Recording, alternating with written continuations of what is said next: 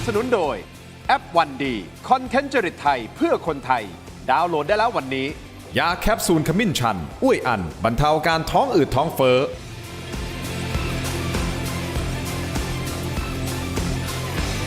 สวัสดีครับตอนนี้ทุกท่านเข้าสู่รายการถกไม่เถียงครับคุณผู้ชมครับสถานการณ์ที่ตะวันออกกลางนะครับทวีความรุนแรงมากยิ่งขึ้นนะฮะคุณผู้ชมครับทางสหรัฐอเมริกาเองนะครับก็มีการโจมตีครั้งใหญ่ครั้งรุนแรงที่สุดนะฮะ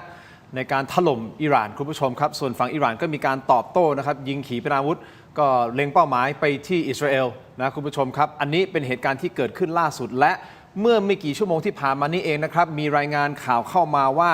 เรือบรรทุกสินค้าสัญชาติไทยครับถูกยิงครับโดยไม่ทราบว่ายิงมาจากฝั่งไหนนะฮะฝ่ายไหนไม่ทราบครับคุณผู้ชมแต่เรือถูกยิงเป็นเรือสินค้าไทยที่ช่องแคบฮอร์มุซเราไม่ได้เป็นคู่ขัดแย้งในกรณีนี้ใดๆทั้งสิ้นเราเป็นพันธมิตรกับทุกฝ่ายนะครับแต่เหตุการณ์ครั้งนี้เป็นเหตุการณ์ที่ละเอียดอ่อนทางด้านของทีมงานถกไม่เถียงของเรานะครับก็ได้ประสานไปที่กองทัพเพื่อที่จะขอข้อมูลเพิ่มเติมว่าจริงเท็จแค่ไหนนะครับอย่างนี้ฮะผมต้องบอกงี้เบื้องต้นก่อนว่าทางด้านของกองทัพเรือเองนะครับก็จะมีการออกมาแถลงข่าวอย่างเป็นทางการหลังจากนี้นะครับคาดว่าอีกไม่นานจากนี้ถามว่ามีเรือสัญชาติไทยที่ถูกยิงใช่หรือไม่คำตอบคือใช่นะครับทางทีมงานของเราไม่ได้หยุดอยู่แค่นั้นนะฮะเราทำการบ้านเพิ่มเติมเพื่อที่จะไป track ว่าเรือลำนี้นะครับที่ชื่อว่ามายุรีนารีนี่นะครับอยู่ตรงไหนกันแน่อยู่จุดที่เขาอ้างว่าอยู่ตรงช่องแคบฮอร์มุซใช่หรือไม่เดี๋ยวเราจะมีหลักฐานที่เราไปหาพยายามค้นหาในฐานะสื่อเท่าที่ทำได้นะครับเพื่อที่จะยืนยันว่าเรือลำนี้อยู่ตรงนั้นจริงๆออกเดินทางจากสหรัฐอาหรับเอมิเรตส์เพื่อที่จะขนสินค้าจาก UAE นี่นะครับเดินทางไปที่อินเดียและมันต้องผ่านช่องแคบฮอร์มุซตรงนี้แหละครับคุณผู้ชมและจุดที่เรือลำนี้อยู่ที่เราเช็คล่าสุดนะครับก็อยู่ตรงนี้พอดีเลยฮะช่องแคบฮอร์มุซเดี๋ยวจะมาไล่เรียงหลักฐานต่างๆกันนะครับคุณผู้ชมครับสิ่งที่มันเกิดขึ้นที่ตะวันออกกลางมันกระทบมาไทยแล้วนะครับเรื่องของสินค้าอุปโภคบริโภคก็ตอนนี้พาเรดกันนะฮะเตรียมขึ้นราคากันแล้วนะครับพวกห่วงโซ่อุปทานต่างๆได้รับผลกระทบนะครับคุณผู้ชมแม้แต่ว่านะฮะน้องๆในทีมงานของผมนะในบริษัทของผมเนี่ยบอกไปเติมน้ำมันครับพี่ทินครับเติมได้แค่ครั้งละ500 บาทนะครับเขาแคปอยู่แค่นั้นแหละฮะไม่ให้เติมมากกว่านั้นนี่คือปั๊มในกรุงเทพมหานครนะครับวิกฤตครั้งนี้รัฐบาลจะบริหารจัดการอย่างไรและสรุปสุดท้ายสงครามนะฮะระหว่างสหรัฐอิสราเอลกับอิหร่านจะจบลงที่ตรงไหนวันนี้ได้รับเกียรติจากแขกรับเชิญของเรา2ท่านที่คุ้นหน้าคุ้นตากันดีก่อนหน้านี้หายไปจากโต๊ะถกไม่เถียงประมาณ3เดือนนะฮะวันนี้กลับมาถกประเด็นนี้กันที่ชาวโลกกำลังติดตามอย่างใกล้ชิดนะครับผมขอแนะนำท่านแรกก่อนนะครับท่านเป็นหัวหน้าพรรคเศรษฐกิจนะครับท่านพลเอกรังสีกิติยานทรัพย์ครับสวัสดีครับท่านครับสวัสดีครับส่วนซ้ายมือของผมนะครับสสบัญชีรายชื่อพรรคประชาชนนะครับคุณรังสิมันต์โรมครับสวัสดีครับคุณโรมครับขอบคุณทั้งสองท่านที่ให้เกียรติรายการถกไม่เถียงนะครับอย่างนี้ผมขอไปที่เรื่องของเรือไทยก่อนนะฮะคุณผู้ชมครับเมื่อไม่กี่ชั่วโมงที่ผ่านมานะฮะนี่มีรายงานข่าวเข้ามาว่าเรือสัญชาติไทยที่ชื่อว่าเรือมะยุรีนารีถูกยิงที่ช่องแคบฮอร์มุซซึ่งเรือลำดังกล่าวนะครับเป็นเรือสินค้าฮะเดินทางจาก UAE นะครับที่ก็คือสหรัฐอาหรับเอมิเรตส์เพื่อที่จะเดินทางไปที่อินเดียนะครับเดินทางออกจาก UAE คือถ้าตามเวลาท้องถิ่นประเทศไทยของเรานะครับก็คือเมื่อวานนี้วันที่10ช่วงประมาณสัก6โมงเช้าแล้วครับซึ่งจะใช้เวลาเดินทางที่เขาคาดการณ์ประมาณสัก3วันนะปรากฏว่านี่ฮะเดินทางมาตรงนี้เดินทางมาถึงช่องแคบฮอร์มุซคุณผู้ชมครับก็เกิดเหตุการณ์ขึ้นนะครับคุณผู้ชมจากรายงานข่าวดังกล่าวแล้วก็ตรวจสอบไปที่แหล่งข่าวทางการระดับสูงของกองทัพไทยได้รับข้อมูลว่าเหตุการณ์ดังกล่าวเป็นเรื่องจริงและจะมีการแถลงข่าวเพื่อชี้แจงรายละเอียดในเรื่องนี้อีกครั้งหนึ่งอย่างเป็นทางการนะครับมีรายงานเบื้องต้นนะฮะคุณผู้ชมเบื้องต้นก่อนเลยนะครับว่าลูกเรือชาวไทยทั้งหมดบนเรือปลอดภัยดีนี่คือเบื้องต้นก่อนนะครับส่วนจะมีผู้ที่ได้รับบาดเจ็บหรือไม่นั้นตอนนี้ทางด้านการของกองทัพเรือก็รอนะการยืนยันอย่างเป็นทางการก่อนนะครับซึ่งภาพสดๆร้อนๆนะฮะอันนี้จริงๆนี่คือท่านรังสีมานั่งในห้องแต่งตัวกับผมแล้วก็พูดขึ้นมาเลยเฮ้ยเรือไทยโดนยิงแล้วก็มีภาพมาใช่ไหมฮะครับถูกต้องอันนี้ใช่ไหมท่านใช่ครับผมขออนุญาตนะครับพอดีภาพมันสดๆร้อนๆผมให้คุณผู้ชมได้เห็นนี่คือหลักฐานส่วนหนึ่งนะคุณรังสิมันต์โรมนี่ ผมขออนุญาตซูมไปที่ชื่อเรือ มายุรีนะ มะยุรีนารี และเราไปตรวจสอบเลขที่ของเรือนะครับ เรือลำนี้มีจริงเป็นของสัญชาติไทยจริงนะฮะแล้วเดี๋ยวเราจะมีหลักฐานเพิ่มเติม อันนี้คือส่วนหนึ่ง ครับถูกต้อง นะ นะ ฮะมีภาพได้ภาพจากแหล่งข่าวมาเพิ่มเติมนะขออนุญาตท่านรังสีกับคุณโรมคุณผู้ชมนี่ ครับ เพิ่มเติมสดๆร้อนๆทีมงานเพิ่งส่งให้ผมใน iPad เนี่ยให้ผมเปิดตรงนี้เลยสดๆเลยฮะเนี่ยท่านรังสีนี่ ครับ นี่เลยฮะซึ่งตอนแรกเนี่ยผมได้ข่าวว่าเรือสินค้าโดนยิงตอนเมื่อช่วงเช้านะฮะแต่ผมยังไม่รู้มันเรือสัญชาติไทย ครับ ปรากฏได้มีออกมาแบบนี้ ครับ เนี่ยฮะเป็นเรือสัญชาติไทย ที่เขาเร่งอพยพ ครับ ลูกเรือออกมา ครับ อันนี้เหตุการณ์นี้เดี๋ยวจะมาขยายเพิ่มเติมแล้วเดี๋ยวจะมีหลักฐานว่าเรื่องของเรดาร์ใช่ไหมครับเรื่องของจับจุดว่าเรืออยู่ตรงไหนยังไง แล้วอยู่ตรงนั้นจริงหรือไม่อย่างไร แต่ที่แน่ๆแหล่งข่าวบอกว่านี่คือเรือไทยจริง ครับถูก ๆ ต้อง ทำให้ ฮะ สถานการณ์ตอนนี้คือเราต้องบอกก่อนนะเราเป็นมิตรกับทุกฝ่ายนะ เราไม่ได้บอกว่าใครยิงเพราะเรายังไม่รู้ว่าใครยิง ครับ แต่ท่านมองไงวิเคราะห์ประเด็นนี้ยังไงครับ ก็คือวันนี้แสดงว่าช่องแคบฮอร์มุสเนี่ยอยู่ในโซนอันตรายแล้วนะครับเพราะว่าเรือของเราเนี่ยคือประเทศเราไม่ได้เป็นคู่ขัดแย้งอะ ครับ ถ้าประเทศเราเป็นคู่ขัดแย้งก็อีกเรื่องหนึ่งอะนี่แสดงว่ามีการโจมตีทุกลำที่วิ่งผ่าน เพราะนั้นก็ต้องระวังนะครับแล้วมันจะทำให้ระวังค่าขนส่งมันแพงขึ้นมันจะทำให้สินค้าพุ่งสูงขึ้นนะที่ผมเป็นห่วงก็คือว่าสภาวะขาดแคลนนะพวกวัตถุดิบทั้งหลายที่เราจะต้องมาทำธุรกิจกัน รวมถึงอัตราเงินเฟ้อด้วย เพราะว่าถ้าลบกันแบบนี้เนี่ยน้ำมันมันจะพุ่งขึ้นไปเขาคาดการณ์ว่าประมาณ 150 ถึง 200 เหรียญต่อบาร์เรล โอ้โหนั่นหนักมากเลยนะฮะ ก็คุณคิดดูว่าลบกันวันแรกวันที่ 28 ราคาน้ำมันนั้น62 เหรียญ ครับ ตอนนี้ขึ้นมาเป็น 110 เหรียญ ครับผม นะครับแล้วถ้ายังลบกันต่อไปจนถึงสิ้นเดือนเอาไว้ง่ายเอาเราคิดสั้นๆก่อนอีก 20 วันอย่างนี้ไปเนี่ย ครับ ถ้ามันพุ่งขึ้นไป 150 เนี่ยแสดงว่าเราต้องเติมน้ำมันลิตรละ 60 บาท มีโอกาสโดนแน่นอนเห็น ก็สภาพตอนนี้มันเป็นอย่างนี้ เพราะว่ามันยังหาจุดลงไม่ได้ แล้วตอนนี้คือทั้งสองฝ่ายเนี่ยยิงอาวุธกันแบบไม่สนใจ แม้ทั้งสถานทูตยังโดนคุณทีม ครับ ก็แสดงว่าวันนี้ไม่มีกติกานะเพราะปกติสถานทูตเนี่ยเขาจะไม่แตะอยู่แล้วเพราะถือว่ามันมีเอกสิทธิ์ทางการทูตคุ้มครอง เพราะในพื้นที่ของสถานทูตก็คือเป็นพื้นที่ของดินแดนประเทศนั้นนะการที่คุณโจมตีสถานทูตก็หมายถึงคุณโจมตีประเทศนั้นด้วยถูกไหมครับ นี่คือหลักการสากลแต่วันนี้ไม่มีใครสนใจแล้วกันก็ยิงกันทั้งคลังน้ำมัน ทั้งโรงกลั่นทั้งโรงผลิตน้ำจืด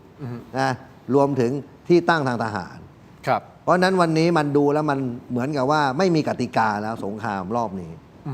นะแล้ว UN ก็เฉยหมดถูกไหมครับก็ซดกันเต็มที่ทุกคนก็เอาอาวุธก็มาห้ำหั่นกันเราก็เห็นอยู่แล้วทั้งโดรนทั้งจรวดทั้ง ครับ เครื่องบิน ก็ว่ากันแบบเนี้ยแต่ว่าครั้นี้สิ่งที่มันน่ากลัวคือเนี้ย ฮะ การลบครั้งเนี้ยมันลบอยู่ในภูมิประเทศ หรือภูมิภาคที่มีพลังงานน้ำมัน1 ใน 3ของโลก อืม แล้วช่องแคบฮอร์มุสเราก็รู้ว่ามันเป็นเส้นทางที่เรือบรรทุกน้ำมันต้องผ่าน ถูกที่เราวิเคราะห์กันมาเป็นสัปดาห์ ประมาณ 4 ประเทศนะเพราะฉะนั้นเนี่ยพอมันมีปัญหาปุ๊บผมเชื่อว่าน้ำมันเนี่ยแม้ทั้งโอเปกจะเร่งผลิตยังไง มันก็ยังไม่พออนะครับดังนั้นเนี่ยอนาคตที่น่ากลัวที่สุดสำหรับประเทศเราเนี่ย ครับ ก็คือเรื่องพลังงาน ครับ แล้วก็เรื่องเงินเฟ้ออ ม นะครับแล้วมันจะมีผลแน่ถ้าสงครามครั้งนี้มันต่อเนื่องเป็นระยะยาว โดนัลด์ทรัมป์ประธานาธิบดีของสหรัฐอเมริกา ครับ พูดเมื่อประมาณสัก 2 วันก่อน ครับ บอกว่า will end very soon ความหมายคือว่ามันจะจบลงไม่ช้าจากนี้เป็นการส่งสัญญาณ แล้ววันนั้นพอท่านให้สัมภาษณ์แถลงข่าวเสร็จปุ๊บ ราคาน้ำมันร่วงลงมาเลย ครับ อมันเป็นสัญญาณที่ดีถูกต้องไหมฮะ ถูกต้อง แต่พอ ครับ วันรุ่งขึ้นก็ซัดกันนัวจนถึงวันนี้ก็ยังซัดกันนัวท่านรังสีคิดว่ามันจะจบเร็วไหมฮะ เอาแบบนี้ผมมีฉากทัดอยู่ 3 ฉากทัด โอเคฉากทัศน์ที่ ฉากทัดแรกเนี่ยถ้าเกิดกรณีสหรัฐก็โดยโดนัลด์ทรัมป์เนี่ยอาจจะแถลงว่าเนื่องจากสหรัฐได้บรรลุภารกิจแล้ว ได้สังหารผู้นำสูงสุดแล้ว ได้ทำลายโครงการนิวเคลียร์แล้วสหรัฐถอนกำลังออก แต่อาจจะมีข้อแม้ว่าจะต้องหยุดจริง ๆ คืออิสราเอลเพราะถ้าสหรัฐออกในยอิสราเอลเละตุ้มเป๊ะแน่ถูกไหมครับ เพราะว่าสหรัฐมาคู่อิสราเอลแล้วสหรัฐเองเนี่ยช่วยอาวุธทางด้านอิสราเอลเยอะรอบนี้ ครับ ส่วนมากจะใช้กำลังของสหรัฐเป็นหลัก เพราะฉะนั้นถ้าฉากทัดแรกเนี่ยยอมถอย เพราะตอนนี้สัญญาณมาแล้ว เมื่อวานโดนัลด์ทรัมป์โทรหาปูติน แล้วคุยกัน1 ชั่วโมงวิดีโอคอลมีภาพออกมา ครับ ในสื่อเลย ครับ นะครับแล้วก็ข่าวมาวันนี้ว่า ปูตินรับปากว่าจะเป็นคนช่วยคุยกับอิหร่าน เป็นคนกลาง ถูกครับ แต่ว่าจะสำเร็จไม่สำเร็จอีกเรื่องนะครับ นี่คือฉากทัศน์ที่หนึ่งถ้าเกิดว่ายอมเจรจากันได้เอาทุกอย่างจบถอยหมดสงครามก็จะจบโดยเร็ว นี่คือฉากทัศน์ที่หนึ่ง ครับ โอเค ฉากทัศน์ที่สองเนี่ยถ้าคุยกันไม่รู้เรื่องเนี่ยโดยอาจจะมีเงื่อนไขว่าสหรัฐถอยแต่อิสราเอลอิหร่านยังไม่ยอมยังรบกันต่อ อันนี้สหรัฐผมเชื่อว่าเขาก็ไม่ออกเขาคงต้องอยู่ต่อ อันนี้มันจะกลายเป็น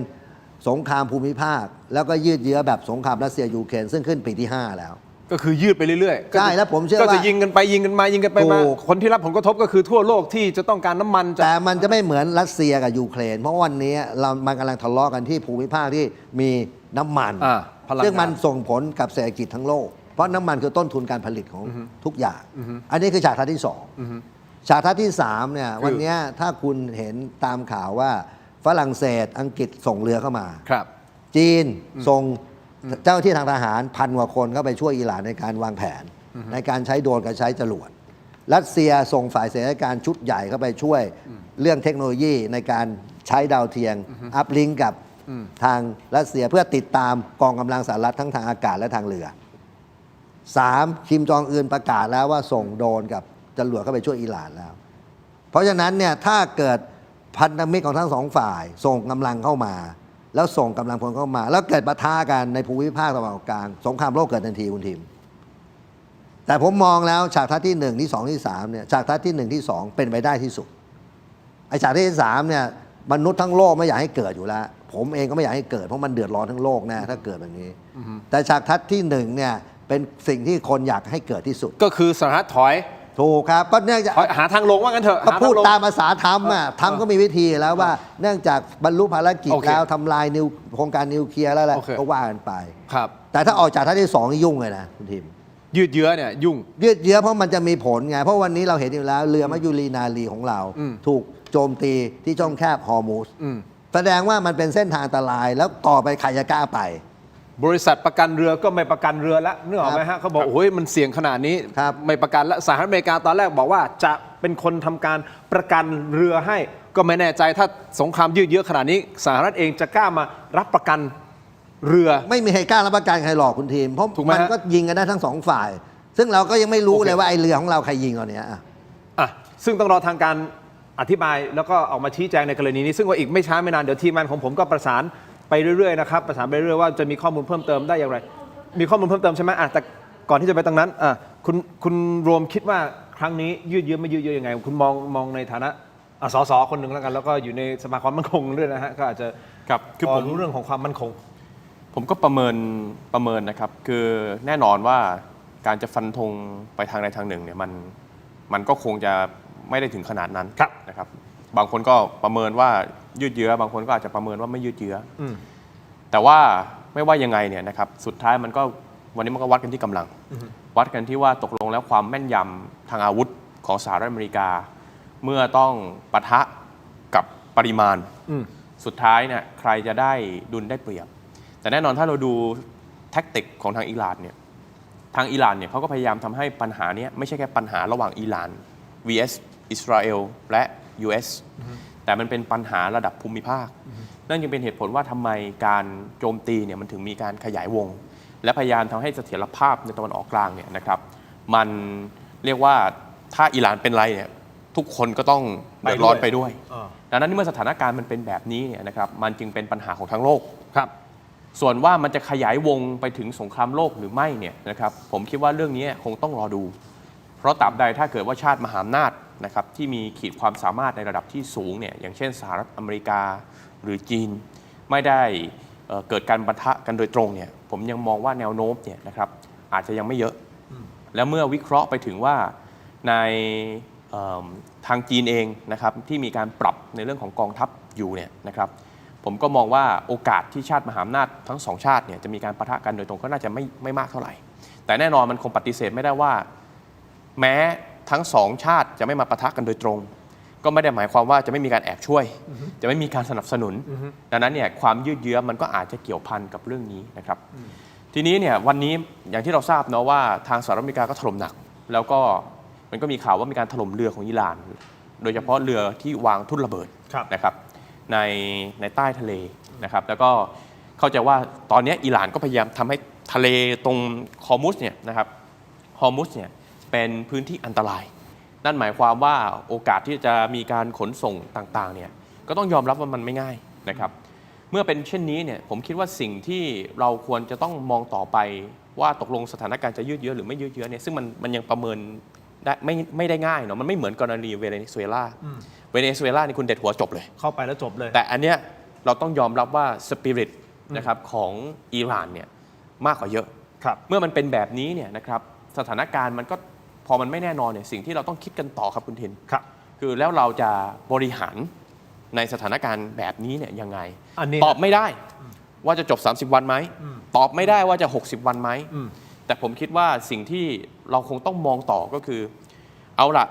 แน่นอนว่าราคาน้ำมันสูงแน่ ครับ นะครับราคาน้ำมันสูงแน่ ครับ ยิ่งเพิ่มนะครับผมคิดว่าถ้าเพิ่มสัก$10ต่อบาร์เรลเนี่ยผมว่าราคาบ้านเราเนี่ยน่าจะเพิ่มขึ้นอย่างน้อยลิตรละ2 บาทนะฮะเมื่อมันเป็นแบบนี้เนี่ยนะครับสิ่งที่เราต้องบริหารก็คือเราจะมีมาตรการยังไง ครับ นะครับเอาละวันนี้รัฐบาลอาจจะมีมาตรการในเรื่องของ work from home แล้ว ครับ มีความพยายามในการที่จะใช้ในเรื่องของการลดปริมาณการใช้พลังงาน แต่เราต้องปฏิเสธไม่ได้ว่าเราต้องทำมากกว่านั้น เช่นการไปพูดคุยเจรจากับประเทศที่อาจจะมีสัดส่วนการสำรองน้ำมันเนี่ยในระดับที่สูง อันเนี้ยผมคิดว่าเป็นหนึ่งในโจทย์ที่สำคัญเลยว่า ครับ เราจะไปซื้อมาได้ไหมนะครับอันที่สองผมคิดว่าการเพิ่ม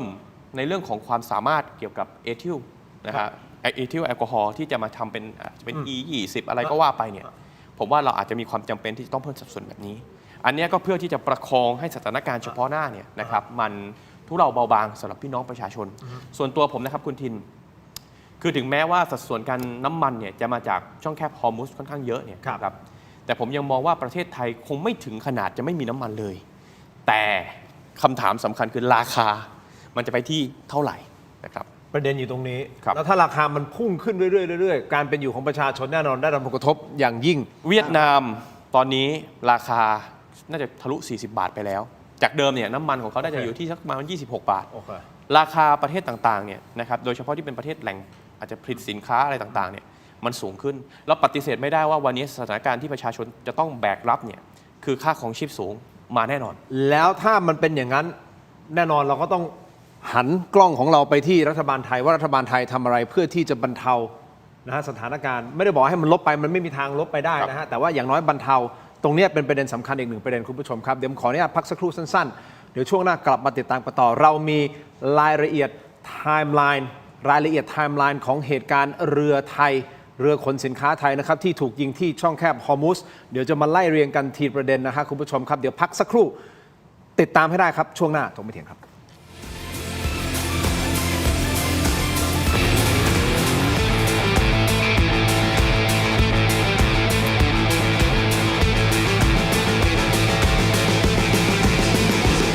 ส่งตรงความสดชื่นถึงบ้านคุณกับมะยงชิดลูกใหญ่ คัดพิเศษจากสวน เนื้อฉ่ำหวานอมเปรี้ยว เปลือกบาง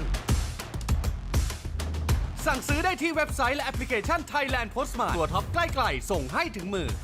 แชมป์เซียนขจัดคราบ ประสิทธิภาพพลังแชมป์ผ้าขาวสะอาด รีดง่าย ไร้กลิ่นอับ กลิ่นหอม ถนอมใยผ้า ไม่เปลืองแรงขยี้เริ่มต้นที่ 10 บาท หาซื้อได้ที่ CJ มอทุกสาขา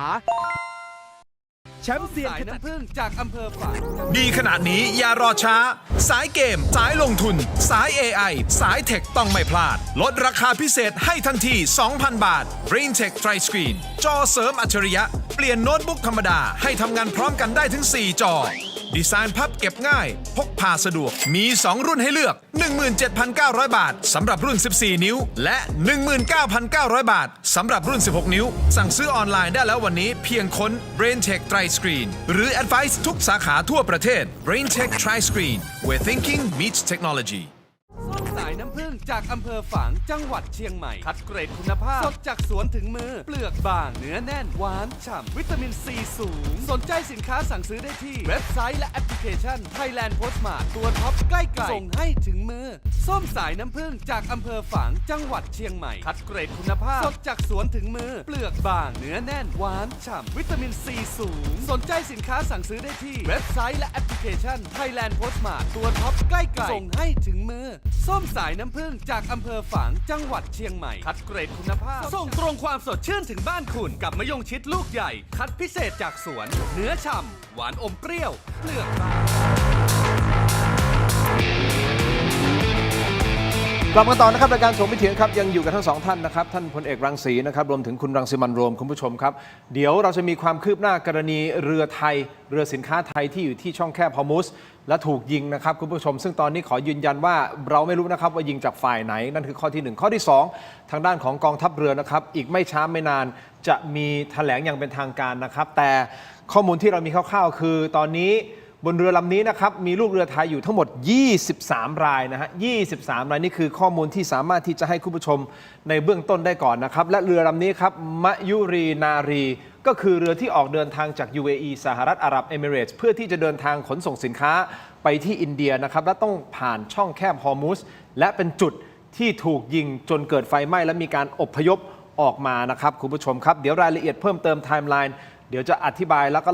ไล่เรียงกันหลังจากที่ข้อมูลครบถ้วนแล้วเดี๋ยวผมไล่ทีเดียวเลยนะครับคุณผู้ชมครับแต่ประเด็นสำคัญที่เราอยากจะพูดคุยกันต่อผมขออยู่ที่ช่องแคบฮอร์มุซต่อนะฮะคุณรังสิมันต์กับท่านรังสีนะครับคือช่องแคบฮอร์มุซเราคงไม่ต้องไปขยายความเพิ่มเติมแล้วมันมีความสำคัญอย่างไรนะครับแต่ผมอยากจะไปโฟกัสที่ยุทธศาสตร์ของทางด้านของอิหร่านซึ่งก่อนหน้านี้ประธานาธิบดีโดนัลด์ทรัมป์ให้สัมภาษณ์กับ CBS News นะครับของสหรัฐอเมริกานะครับแล้วก็ผ่านการพูดคุยกับผู้สื่อข่าวเนี่ยเหมือนกับบอกว่าช่องแคบฮอร์มุซเนี่ยถ้าไม่อย่างนั้นน่ะผมกำลังคิดว่าหมายถึงประธานาธิบดีโดนัลด์ทรัมป์นะ will take it over ความหมายคือจะเข้าไปยึดหรือเข้าไปครองช่องแคบฮอร์มุซนี่คือข่าวที่เกิดขึ้นเมื่อวัน2 วันที่แล้วปรากฏว่าการตอบโต้กลับของอิหร่านในเมื่อช่องแคบฮอร์มุซมันเป็นจุดสำคัญเป็นเส้นเลือดสำคัญวางทุ่นระเบิดดีกว่าคราวนี้มันกลายเป็นว่าการวางทุ่นระเบิดในทะเลมันทำให้ช่องแคบนี้ไม่ใช่ว่าใครจะมายึดหรือใครจะมาครองหรือใครจะมาควบคุมนะกลายเป็นว่ามันเป็นช่องแคบที่ไม่สามารถผ่านได้เลยแหละเพราะมันมีทุ่นระเบิดวางไม่รู้วางตรงไหนเต็มไปหมดเลยใครจะไปกล้าผ่านอันนี้คือเป็นการตัดเส้นเลือดใหญ่ของอิหร่านเลยคือไม่แคร์เลยไม่สนไม่แคร์เลยวางเลยปึ้งจบไม่ต้องมีใครผ่านเลยสหรัฐก็ไม่ต้องมาเรือทุกลำก็ไม่ต้องไปอย่างนี้เลยนะท่านรังสีก็คือปิดถาวรคือแบบโหดนะผมจะอธิบายภูมิศาสตร์ของช่องแคบ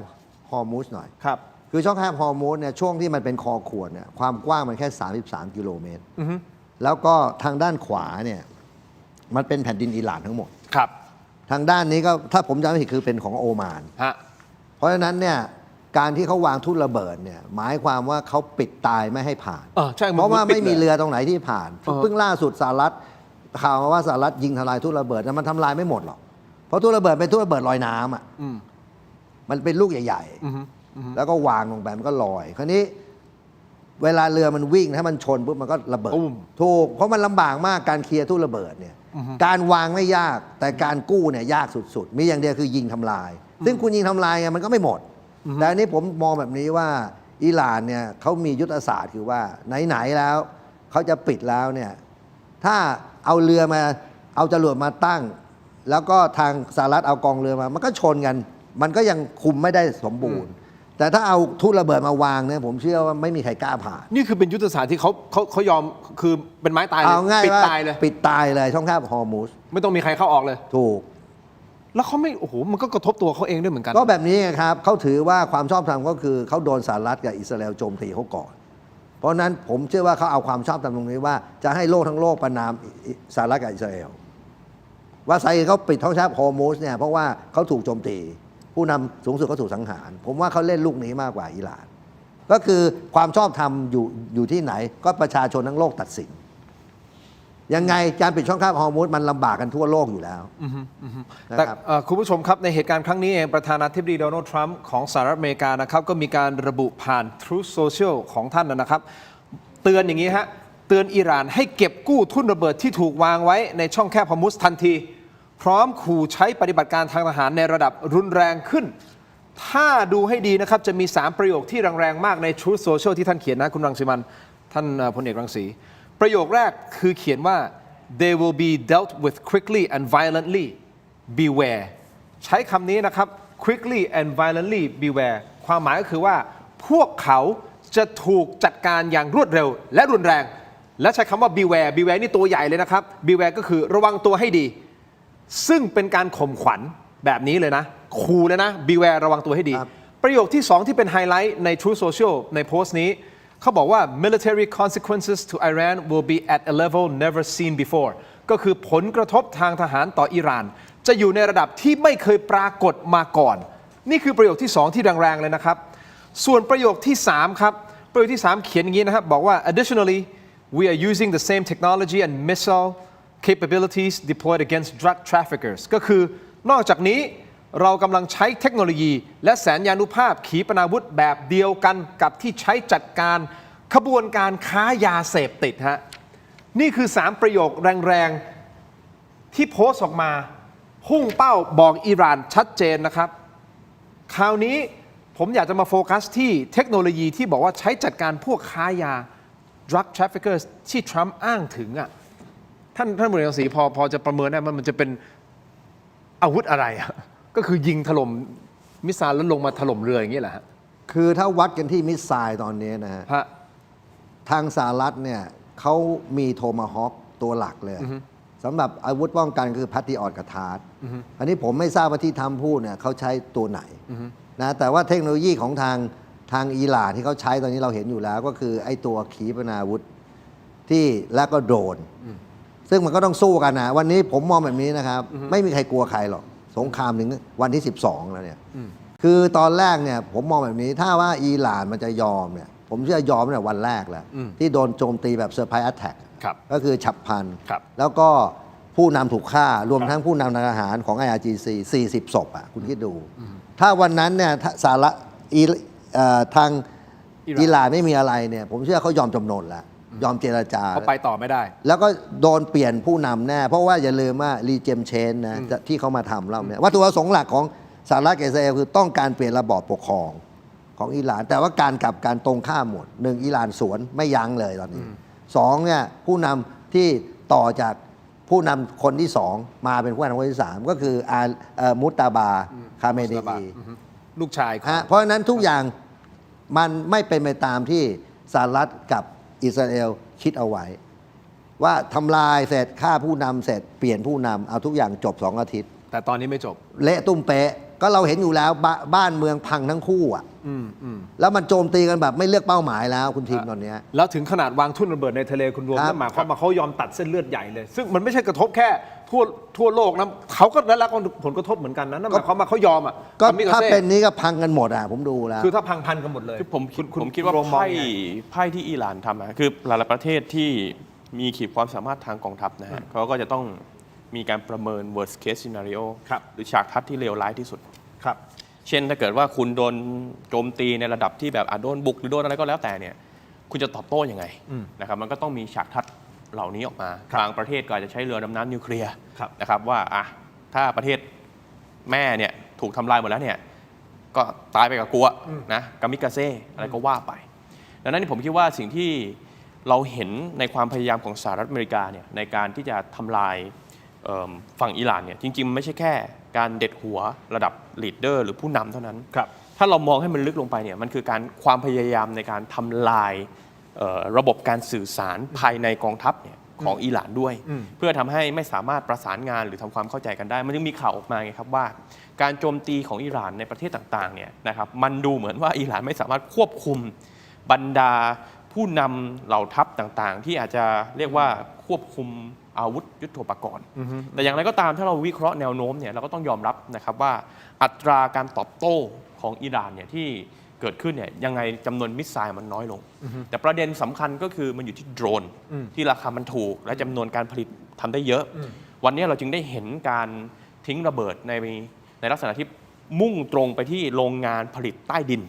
เพื่อที่ทำลายขีดความสามารถของอิหร่านในเรื่องนี้ในระยะยาวนะครับแต่อย่างไรก็ตามนะครับอิหร่านเนี่ยเขาก็ยังมองว่า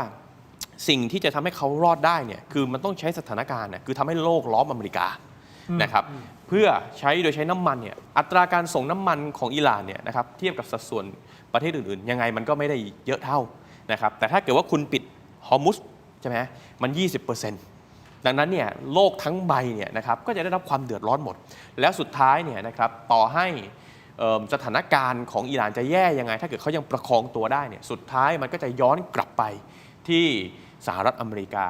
คำถามสำคัญก็คือว่านี่แหละฮะแข่งกันอดทนแข่งกันจ้องตา ใครนะครับที่จะถอยก่อน กระพริบ แต่ผม ตาก่อน คิดว่ายังไงก็ตามเนี่ยผมประเมินว่าสหรัฐอเมริกาเนี่ยก็คงประเมินแหละว่าอิหร่านจะมาไม้นี้ ถ้าคุณทินดูตั้งแต่การจัดวางกำลังตั้งแต่ต้นเนี่ยสหรัฐอเมริกาก็เตรียมความพร้อมสำหรับขนาดใหญ่นะครับคือการเตรียมกำลังการขนเครื่องบินอาวุธยุทโธปกรณ์เนี่ยมีความพร้อมเช่นเดียวกันดังนั้นผมค่อนข้างเชื่อว่าสหรัฐอเมริกาก็เชื่อว่าอิหร่านน่าจะมาไม้นี้ แต่สิ่งที่อาจจะประเมินพลาดไปก็คืออิหร่านมันอาจจะไม่ใช่ง่ายๆ อย่างที่คิดนะครับแล้วก็การเด็ดหัวผู้นำหรือการทำลายการสื่อสารภายในกองทัพของอิหร่านเนี่ยก็อาจจะไม่ได้หมายความว่าจะทำให้อิหร่านเนี่ยถึงขนาดหมดสภาพในการตอบโต้หรือโจมตีตอบโต้กลับ อย่างที่เราเห็นเนี่ยถ้าสมมติหมดสภาพจริงๆ ก็จะมาไม่ถึงวันนี้ถูกต้องไหมครับมาไม่ถึงจุดนี้นะครับ ผมเชื่อว่าอิหร่านเขาคงเชื่อว่าสิ่งเหล่านี้จะเกิดขึ้น แล้วเขาก็คงมีการเตรียม เตรียมไว้กัน นะครับคือพูดง่ายๆ ต่อให้การคุณทำลายศูนย์สั่งการได้ แต่ไม่ได้หมายความว่าส่วนอื่นๆเนี่ยเขาจะไม่มีแผนสอง งั้นคุณรวมสั้นๆนิดเดียวฮะกับสิ่งที่ประธานาธิบดีโดนัลด์ทรัมป์โพสต์ เรื่องยาเสพติด ทั้งยาเสพติดทั้งบอกว่าจะใช้วิธีการที่เขาไปจัดการพวกขบวนการค้ายาเสพติดนะฮะความแข็งกร้าวของประธานาธิบดีโดนัลด์ทรัมป์คุณรวมคิดว่าตรงเนี้ยมันยกระดับขึ้นมาอีกเปล่าอิหร่านก็ไม่ยอมสหรัฐก็ไม่ยอมมันจะยกระดับขึ้นมา ผม อีก ประเมิ ระดั น บหนึ่ง ว่า เลยนะ ที่ประธานาธิบดีสหรัฐอเมริกาหมายถึงเรื่องของโดยเปรียบเทียบกับการปราบปรามเครือข่ายยาเสพติดคือเครือข่ายยาเสพติดเนี่ยก็จะเป็นลักษณะเนี้ยใช้โครงข่ายใต้ดินมีการหลบซ่อนใช่ไหมครับแต่สิ่งที่สหรัฐอเมริกาต้องการส่งสัญญาณก็คือว่าต่อให้คุณหลบซ่อนยังไงเนี่ย ครับ แบบพวกคาร์เทลในเม็กซิโกเนี่ย คุณก็จะถูกจัดการ โอเค และไม่ใช่แค่นั้น โอเค หมายความว่าสหรัฐอเมริกาเนี่ยพร้อมตามล่าสุดขอบฟ้าทำทุกวิถีทางในการที่จะปราบปรามให้ได้ ครับ อันเนี้ยผมคิดว่าวิธีการหรือสิ่งที่ทางสหรัฐอเมริกาเนี่ยนะครับพยายามที่จะมุ่งเน้นเนี่ยก็คือพยายามจะมุ่งเน้นการทำลายโครงข่ายเหล่านี้เนี่ยให้สิ้นซากเหมือนกับที่เกิดขึ้นในเม็กซิโก โอเคครับคุณผู้ชมครับกองทัพสหรัฐออกมาประกาศนะครับอย่างนี้นะฮะท่านพลเอกรังสีคุณรังสิมันต์คุณผู้ชมครับเมื่อวันนี้เองนะฮะบอกว่าได้ทำลายเรือของกองทัพเรืออิหร่านหลายลำรวมถึงเรือวางทุ่นระเบิดอย่างน้อยๆในรวมๆกันแล้วทั้งหมด16ลำด้วยกันนะฮะใกล้กับบริเวณช่องแคบฮอร์มุสโดยกองบัญชาการกลางสหรัฐหรือว่าเซนต์คอมนะฮะได้เผยแพร่วิดีโอการโจมตีบางส่วนผ่านบัญชี X นะครับเดี๋ยวเราไปดูสั้นๆฮะประมาณสัก30 กว่าวิฮะเปิดดูครับ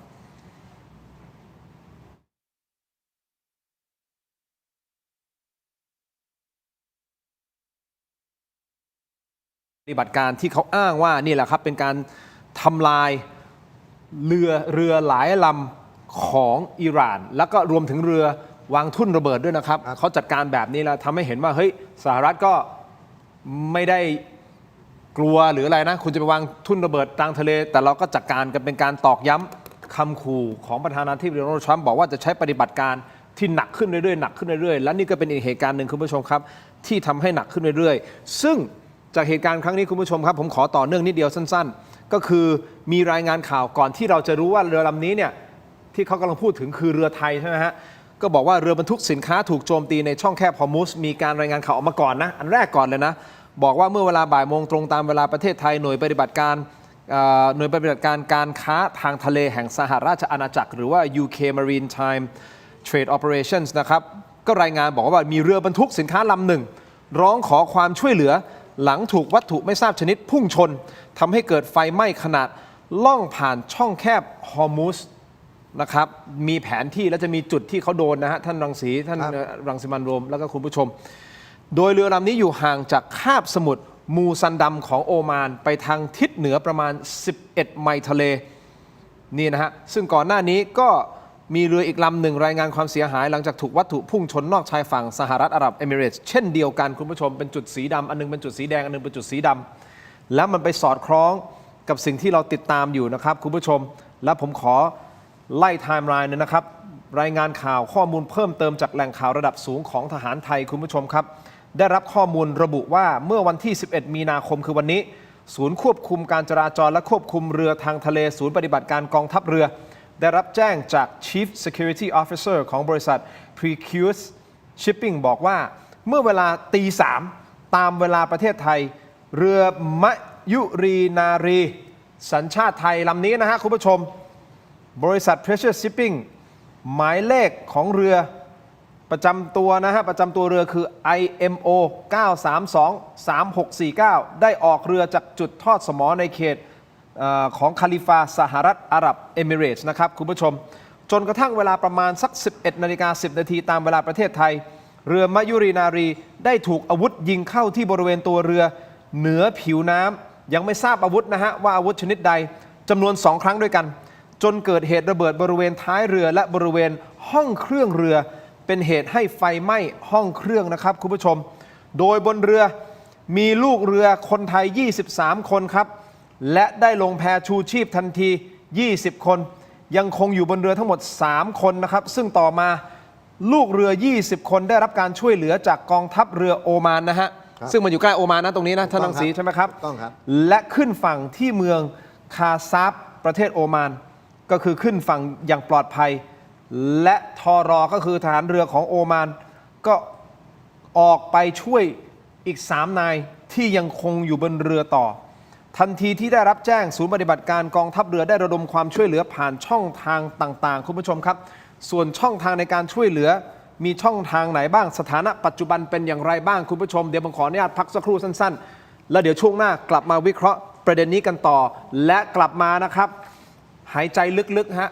สินค้าอุปโภคบริโภคของไทยจากเหตุการณ์สงครามที่เกิดขึ้นแน่นอนครับเอาเป็นว่าง่ายๆยกตัวอย่างนะครับผู้ผลิตนะบะหมี่กึ่งสำเร็จรูปตอนนี้เขาบอกว่าไอ้ซองพลาสติกเนี่ยจะขาดแล้วนะครับต่อให้คุณมีบะหมี่มีอะไรก็ได้คุณไม่มีซองเสร็จปุ๊บเนี่ยไปไม่รอดนะฮะพักสักครู่ช่วงหน้ากลับมาวิเคราะห์กันต่อครับ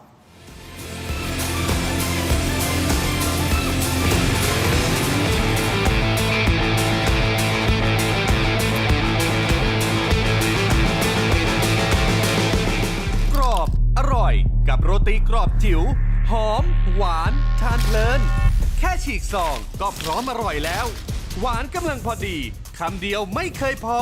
พิเศษสุดปกติถุงละ49 บาทวันนี้3 ถุงเพียง100 บาทต้นตำรับจังหวัดสตูลอร่อยเพลินแถมได้ช่วยชุมชนมีจำนวนจำกัดสั่งซื้อได้ที่เว็บไซต์และแอปพลิเคชัน Thailand Postmart ตัวท็อปใกล้ๆส่งให้ถึงมือ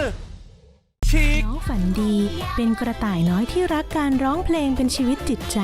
น้องฝันดีซ้อมร้องซ้อมเต้นทุกวันอย่างไม่เคยเหน็ดเหนื่อยแต่แล้วเรื่องไม่คาดฝันก็เกิดขึ้นก่อนวันแข่งเพียงวันเดียวยามีในขณะที่ความหวังกำลังจะหมดไปน้องฝันดีก็มองเห็นบางสิ่งพี่คิดดีเราร้องเพลงไม่ได้แต่เรายังเต้นได้นี่นาและลำดับต่อไปขอเชิญพบกับน้องฝันดีครับน้องฝันดีจะทำอะไรน่ะเธอไม่ได้มาร้องเพลงหรอกหรอว้าวถึงจะร้องเพลงไม่ได้แต่น้องฝันดีก็เปลี่ยนวิกฤตให้เป็นการแสดงที่ยอดเยี่ยมพร้อมกับเพื่อนๆของเธอด้วยความคิดสร้างสรรค์อันน่าทึ่งทำให้น้องฝันดีได้รับรางวัลไปครองและที่สำคัญที่สุดเธอยังได้เรียนรู้บทเรียนอันมีค่าอีกด้วยเมื่อแผนหนึ่งไม่สำเร็จเราก็สร้างแผนใหม่ได้เสมอค่ะอย่ายอมแพ้นะครับจำไว้นะคะเด็กๆทุกปัญหามีทางออกเสมอขอแค่เราไม่ยอมแพ้ดูนิทานย้อนหลังอ่านอีบุ๊กสนุกๆทำตารางเรียนออนไลน์ฟรีค้นพบโลกแห่งจินตนาการไร้สิ้นสุดได้ที่ herodigital.com/kidsfun แล้วเจอกันนะน้องฝันดีเป็นกระต่ายน้อยที่รักการร้องเพลงเป็นชีวิตจิตใจน้องฝันดีซ้อมร้องซ้อมเต้นทุกวันอย่างไม่เคยเหน็ดเหนื่อยสนับสนุนโดยยาท่าน้ำขาวหารคู่49 บาทฝาสีฟ้ามีตัวยาฟีนิลซาลิซิเลตไอเฮิร์บชูการ์ฟรีชุ่มคอมีสารสกัดสมุนไพร4 ชนิดกลับมากันต่อนะครับรายการชมพิเทียงยังอยู่กับคุณรังสิมันต์นะฮะและท่านพลเอกรังสีนะครับเดี๋ยวผมขออนุญาตไปต่อนะฮะจะได้จบนะเรื่องของรายงานไทม์ไลน์ของเรือไทยที่ถูกยิงแล้วเดี๋ยวมีภาพเพิ่มเติมเข้ามาด้วยนะครับจะเห็นความเสียหายเพิ่มเติมตอนนี้ภาพกำลังหลั่งไหลเข้ามานะครับคุณผู้ชมเอาอย่างนี้ครับทันทีที่ได้รับแจ้งเหตุการณ์นี้นะครับคุณผู้ชมศูนย์ปฏิบัติการกองทัพเรือได้ระดมความช่วยเหลือผ่านช่องทางต่างๆนะครับไม่ว่าจะเป็นระดับนานาชาติก็มีการประสานงานกับกองกำลังทางเรือผสมในบาห์เรนและหน่วยงานความปลอดภัยทางทะเลของอังกฤษนะครับคุณผู้ชมถ้าในระดับทูตก็มีการติดต่อสถานเอกอัครราชทูตไทยในบาห์เรน ในสหรัฐอาหรับเอมิเรตส์และในโอมานเพื่อดูแลความปลอดภัยและการกู้ภัยของลูกเรือไทย 23 นายนะครับถ้าในระดับประเทศเรามีการประสานกระทรวงการต่างประเทศกรมเจ้าท่าและศูนย์อำนวยการรักษาผลประโยชน์ของชาติทางทะเลเพื่อเตรียมรับลูกเรือไทยทั้งหมด 23 นายกลับประเทศไทยอย่างปลอดภัยนะครับซึ่งสถานะปัจจุบันนะฮะคุณผู้ชมลูกเรือส่วนใหญ่ปลอดภัยแล้วนะครับและหน่วยงานที่เกี่ยวข้องกำลังเร่งนำตัวทุกคนกลับบ้านนะครับและนี่คือภาพเพิ่มเติมท่านพลเอกรังสีคุณรังสิมันรวมคุณผู้ชมที่ดูฮะนี่คือเข้าใจว่าน่าจะเป็นท้ายเรือป่ะฮะท่านดูโทษนะผมอาจจะไม่ค่อยเชี่ยวชาญเท่าไหร่แต่ว่าดูมันคือ น่าจะเป็นท้ายเรือ นะฮะโดนยิงมาเนี่ยมี 3-4 ภาพที่เข้ามานะคุณผู้ชมก็คือโดนยิงเข้ามาคำถามก็คืออย่างนี้ฮะคือแน่นอนนะฮะเราไม่ไปชี้นิ้วว่าเป็นใครยิงหรือไม่อย่างไรแต่คำถามก็เกิดขึ้นมันมีการขู่ว่าอย่าเดินเรือผ่านช่องแคบนี้จากทางด้านของอิหร่านมาอยู่แล้วใช่ไหมคุณรังสิมันเขาก็ขู่มาอยู่แล้วท่านรังสีถูกต้องไหมฮะว่าเนี่ยถ้าใครผ่านนะยิงนะถ้าใครผ่านนะยิงนะสหรัฐบอกไม่เป็นไรปลอดภัยเดี๋ยวคุ้มกันเองผ่านได้แต่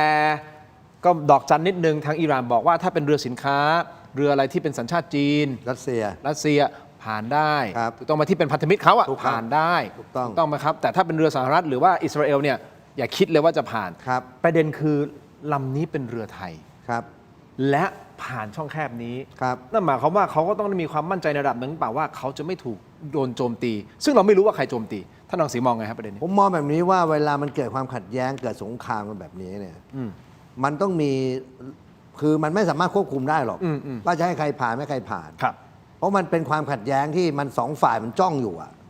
แล้วความผิดพลาดก็เกิดขึ้นมาตลอดเวลาแบบนี้นะครับเพราะนั้นนะเอาเป็นว่าวันนี้เนี่ยช่องแคบฮอร์มุซมันไม่ปลอดภัยสำหรับ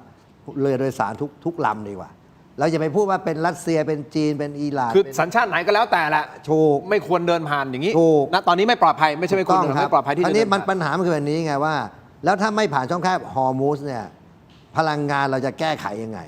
เอาในส่วนประเทศเราเนี่ยไอ้ส่วนประเทศอื่นก็เรื่องของเขาไปของใครของมัน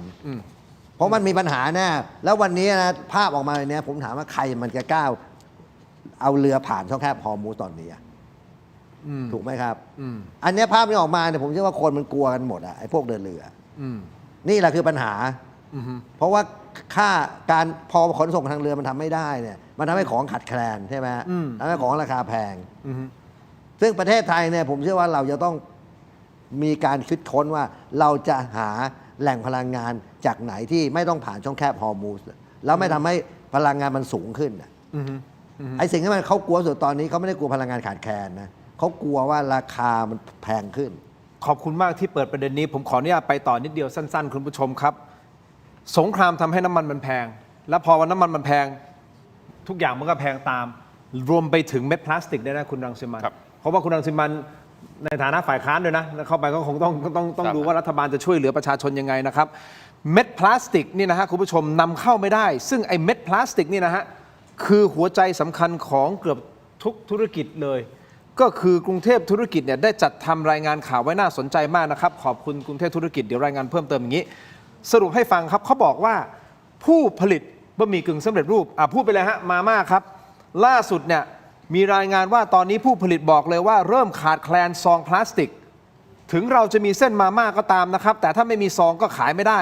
ตอนนี้เขาต้องเลือกผลิตเฉพาะรสที่ขายดีสุดๆนะฮะไอ้รถอื่นไม่ต้องพูดถึงนะท่านรังสีเอารถที่มันเซอร์ไวฟ์ได้ก่อนรอดได้ก่อนมีรถอะไรบ้างนะฮะหมูสับเงี้ยยอดนิยมถูกต้องไหมฮะเขาต้องผลิตแค่ส่วนรถนี้รถอื่นหยุดไปก่อนครับแล้วราคามีสิทธิ์ที่จะถีบตัวสูงขึ้นตามค่าซองที่มันจะแพงขึ้นนะครับต่อมายังมีอีกอันนึงคือสีทาบ้าน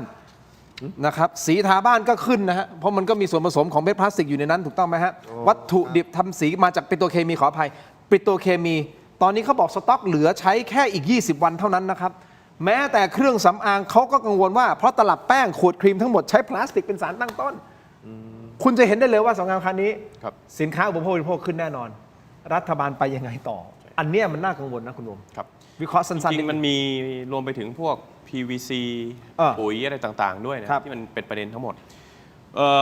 เท่าที่ผมตรวจสอบเบื้องต้นนะฮะคือเข้าใจว่าการขาดเนี่ยนะครับเช่นเราอาจจะเอาพวกนี่แหละทรัพยากรธรรมชาติจากประเทศอื่นเข้ามาแล้วมาเป็นสารตั้งต้นในการผลิตใช่ไหมครับแต่ผมเข้าใจว่าสิ่งหนึ่งที่ต้องมองอย่างกังวลด้วยเนาะก็คือว่าถ้าเป็นผู้ผลิต ในไทยเนี่ยนะครับแน่นอนเขาก็จะไม่มีวัตถุดิบตรงนี้ในการผลิตแต่ ครับ เท่าที่ผมได้ยินมานะครับอย่างเช่นจีนเขาก็อาจจะยังมีอยู่ยังมีสต็อกอยู่นั่นหมายความว่าเขาก็อาจจะมีพวกเนี้ยสินค้าจากจีนเนี่ยเข้ามาตีตลาดประเทศไทยเพิ่มขึ้น อันนี้ก็คือสิ่งที่อาจจะต้องกังวล แน่นอนว่ามันก็คงมี2มิติที่ 1 คือราคามิติที่ 2 ก็คือผู้ผลิตคนไทยก็อาจจะถูกแย่งตลาดโดยจากประเทศอื่นที่อาจจะยัง มีความสามารถในการผลิตอยู่ เนื่องจากว่าไม่ได้รับผลกระทบเท่าเราเนี่ยนะครับสิ่งเหล่านี้เป็นสิ่งที่ผมคิดว่าเกิดขึ้นแน่ ผมคิดว่าโจทย์ที่จะต้องบริหารจัดการกันก่อนเนี่ยนะครับ คือ ผมคิดว่าอย่างแรกสุดเลยเนี่ยเอาค่าของชีพโดยรวมก่อนกลับมาที่พลังงานไม่ว่าจะเป็นน้ำมันหรือแก๊ส โอเค นะฮะผมคิดว่าเบื้องต้นเนี่ยสิ่งที่พอจะดำเนินการได้เนี่ยเราก็ต้องยอมรับว่าเรามีการปลูกอ้อยเรามีการปลูกมันสำปะหลังนะครับแน่นอนว่ากำลังการผลิตของเราเมื่อแปลงสภาพออกมาเป็นเอทิลแอลกอฮอล์เนี่ยมันคงไม่ได้แบบโอ้โหมโหฬารอะไรแบบนั้น แต่ว่าอย่างน้อยที่สุดมันอาจจะมาพอช่วยได้นะครับ โอเค อันนี้คือประเด็นหนึ่ง ประเด็นหนึ่งนะคุณผู้ชมเดี๋ยวผมขออนุญาตนะคุณ ครับ โรมขออนุญาตขัดจังหวะนิดเดียวครับคุณผู้ชมไปที่ออนไลน์ของเราตอนนี้ฮะเวลาทางทีวีกำลังจะหมดลงแล้วนะครับไปที่ YouTube t e r o Digital Facebook ถกไม่เถียงหรือสแกน QR Code หน้าจอตอนนี้เดี๋ยวไปพูดคุยกันต่อคุณรังสิกับคุณรังสิมันต์รวมถึงท่านพลเอกรังสีด้วยนะครับยังมีประเด็นเรื่องของเมืองลับใต้ดิน ครับ ของอิหร่านซึ่งเราอยากจะวิเคราะห์นะครับว่าไอ้เมืองลับใต้ดินเนี่ยสหรัฐไม่ใช่ไม่รู้นะเขาบอกเขาจะใช้อะไรไอ้พวกขีปนาวุธจรวดวิธีทำลายล้างลงไปถึงใต้ดินได้นะซึ่งอาจจะลึกร้อยเมตรนะฮะเดี๋ยวมาวิเคราะห์ประเด็นนี้น่าสนใจมาก มันจะทำให้สถานการณ์ยืดเยื้อไปอีกนานแค่ไหน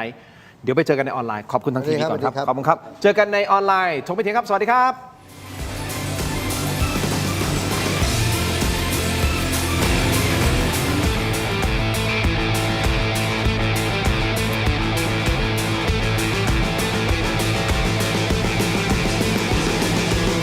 บ้านนึกถึงแอปบ้านๆบายแจมมีซับให้เลือกมากกว่า 5,000 รายการ ดาวน์โหลดได้แล้ววันนี้ ทั้งระบบ iOS และ Android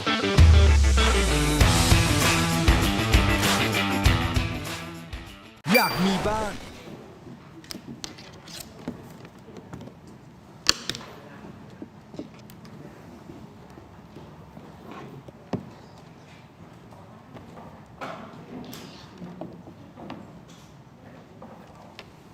โอ้มาที่นี่สปอนเซอร์เยอะเลยสปอนเซอร์มีกี่ตัวเนี่ย โอ้โห เลยนะตอนนี้ มีหลายตัวฮะ6-7 ตัวแล้วมั้งเนี่ย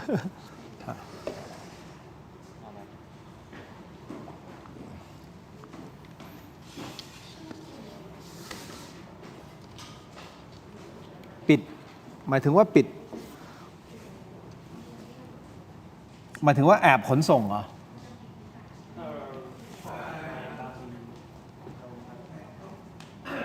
เราค่อยเปิดเหรอ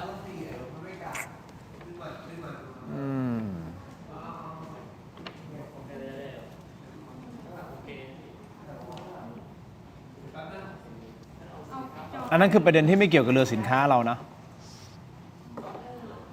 ไม่แต่ประเด็นคำถามมันท่านรังสีผม ครับ สงสัย ว่า มันก็รู้อยู่แล้วอันตรายแต่ว่าเรือไทยมันยังผ่านแสดงว่ามันต้องมีความมั่นใจในระดับ ไม่ใช่ไม่ความใจหรอกเขาจำเป็นไง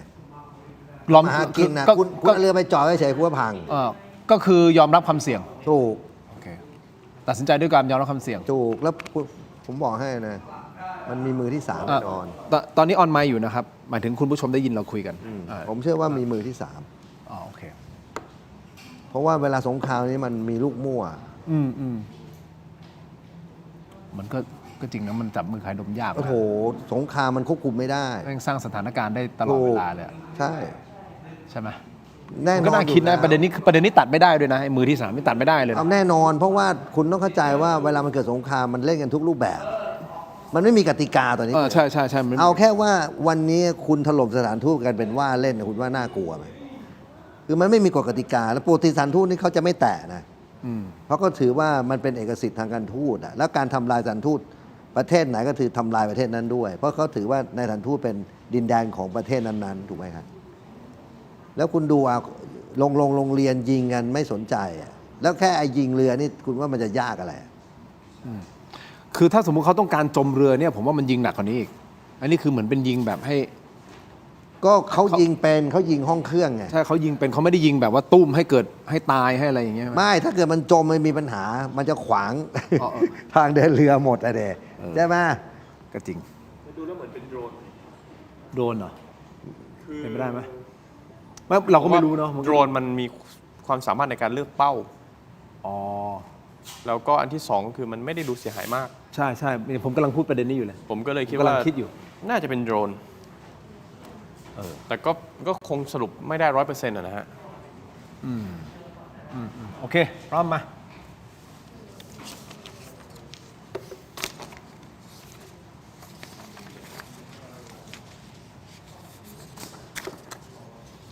กลับมากันต่อนะครับคุณผู้ชมถกไม่เถียงในช่วงของออนไลน์นะครับคุณผู้ชมที่เพิ่งเข้ามานะฮะช่วยกันกดไลค์กดแชร์หรือคอมเมนต์กันเข้ามาหน่อยนะครับแล้วก็มีโหวตนะฮะเราถามท่านแบบง่ายๆนะครับเราถามท่านว่าคุณเชื่อว่าสงครามจะจบลงเร็วๆนี้หรือไม่นะครับสงครามที่อยู่ตะวันออกกลางนะครับอิหร่านนะครับกับสหรัฐอเมริกาและอิสราเอลนะครับคุณผู้ชมช่วยกันโหวตหน่อยนะตอนนี้โหวตกันมาประมาณ 7,000 กว่านะฮะคุณผู้ชมครับยังอยู่กับ2ท่านครับท่านหัวหน้าพรรคเศรษฐกิจนะครับท่านพลเอกรังสีกิติยานทรัพย์นะครับและท่านสสบัญชีรายชื่อพรรคประชาชนนะครับท่านรังสิมันต์โรมพูดคุยกันอยู่นะครับคุณผู้ชมเอาอย่างนี้ฮะเดี๋ยวเราจะมาวิเคราะห์เพิ่มเติมนะครับโดยเฉพาะกรณีของเมืองลับใต้ดินผมโปรยอย่างนี้ได้ไหมครับไอเมืองลับใต้ดินในอิหร่านคุณผู้ชมครับเมื่อวานนี้รายการถกไม่เถียงนะครับเราก็ได้รับเกียรติจากท่านโฆษกกองทัพอากาศนะครับท่านพลอากาศโทจักริดนะครับแล้วก็ท่านโฆษกกองทัพเรือนะครับท่านพลเรือตรีปารัตน์รวมถึงอาจารย์โก้อาจารย์วรนัยที่มาร่วมรายการพูดคุยในประเด็นนี้นะครับเป็นประเด็นที่น่าสนใจก็คือเรื่องของเมืองลับที่อยู่ใต้ดินของอิหร่านถูกต้องไหมครับซึ่งอันเนี้ยมันก็เห็นภาพชัดและจากเรื่องของการเขายิงขีปนาวุธออกมามีการอยู่กลางทะเลทรายอยู่ดีทะเลทรายเปิดแล้วก็ยิงจรวดขึ้นมานะครับคุณผู้ชมครับนี่คือยุทธศาสตร์เมืองขีปนาวุธใต้ดินนะซึ่งอิหร่านเองนะครับเข้าใจว่าไม่ได้มีเมืองลับใต้ดินแค่ฐานทัพเดียวนะครับแต่น่าจะมีเครือข่ายฐานทัพเยอะเลยนะท่านพลเอกรังสีนะครับกระจายอยู่ทั่วประเทศโดยเฉพาะตามแนวเทือกเขาที่สลับซับซ้อนซึ่งศักยภาพในเมืองใต้ดินมีระบบผลิตพลังงานพวกคลังอาหารเอาง่ายเป็นเมืองดีกว่าเป็นเมืองเลยแหละนะเป็นโรงงานอาวุธตรงนั้นนะครับเดี๋ยวสัญญานุภาพตรงนี้แหละครับคุณผู้ชมของอิหร่านเองจะทำให้สหรัฐปิดจ็อบได้ยากมากยิ่งขึ้นหรือเปล่าเดี๋ยวฟังทั้งสองท่านวิเคราะห์นะครับแต่อยากให้คุณรังสิมันต์พูดต่อในเรื่องของประเทศไทยตัดภาพกลับมาที่ผมรายงานไปไม่ว่าจะเป็นเรื่องของพลังงานที่ขึ้นราคาแน่นอนลูกน้องของผมไปเติมน้ำมันเมื่อเช้านี้บ่นกับผมนะฮะที่ชนโรแมนติกเนี่ยบอกว่าพี่เขาให้หนูเติมแค่500 บาทคือนึกเอาหนูใกล้จะหมดถังละพอไปเติมเพราะหนูต้องเดินทางต้องไปดูร้านต้องอะไรเงี้ยให้เติม500แคปที่500 บาทไม่ให้เติมมากกว่านั้นคือเราจะเห็นปรากฏการณ์ลักษณะแบบนี้หรือบางปั๊มบอกว่าน้ำมันหมดไม่รู้ฉวยโอกาสหรือไม่รู้ว่าหมดจริงหรือเปล่าผมไม่รู้นะแต่ว่ามันมีปรากฏการณ์แบบนี้ในกรุงเทพนะครับถูกต้องไหมฮะ ใช่ครับ ราคาดีเซลบางปั๊มก็ขึ้นอันนี้คือ2 เม็ดพลาสติกที่มันไม่สามารถนำเข้าได้เป็นปิโตรเคมีต่างๆอันนี้ผลกระทบซึ่งคุณรังสิมันต์โรมบอกว่า1แหละรัฐบาลข้อที่1คือต้องจัดการเรื่องของพลังงานใช่ครับใช่ไหมหาซอสพลังงานอื่นนะหรือผลิตเอทิลอะไรก็แล้วแต่มา ใช่ครับ พูดเพิ่มเติมนะเชิญฮะสั้นๆ พวกเอ ครับ ทิลเอทานอลอะไรต่างๆเนี่ยนะครับผมคิดว่ามันก็คงจะเข้ามาช่วยได้นะครับแล้วก็อาจจะทำให้เราเนี่ยนะครับมีสถานการณ์ที่ดีขึ้นการผลิตอาจจะจำเป็นต้องสนับสนุนนะครับไม่ว่าจะเป็น E20 E85 แน่นอนมันก็มีปัญหาอีกว่าไม่ใช่รถทุกคันที่จะสามารถรองรับตรงนั้นได้แน่นอนว่ารถดีเซลก็คงจะอาจจะไม่ได้รับประโยชน์แต่อย่างน้อยๆเนี่ยนะครับมันก็คือการซื้อเวลาซึ่งผมคิดว่าการมีเอทานอลทั้งหลายพวกนี้นะครับมันก็อาจจะมาช่วยได้ในระดับหนึ่งครับแต่อันที่2ที่เราก็คงต้องมองเนี่ยผมว่าอย่างเครื่องมืออื่นไม่ว่าจะเป็นการสนับสนุนพี่น้องประชาชนอย่างตรงเป้ามากขึ้นเช่นกลุ่มที่อาจจะต้องมีเขาเรียกว่าส่วนสำคัญในภาคการขนส่งนะครับเพื่อให้ราคาสินค้ามันไม่หนักเกินไปเนี่ย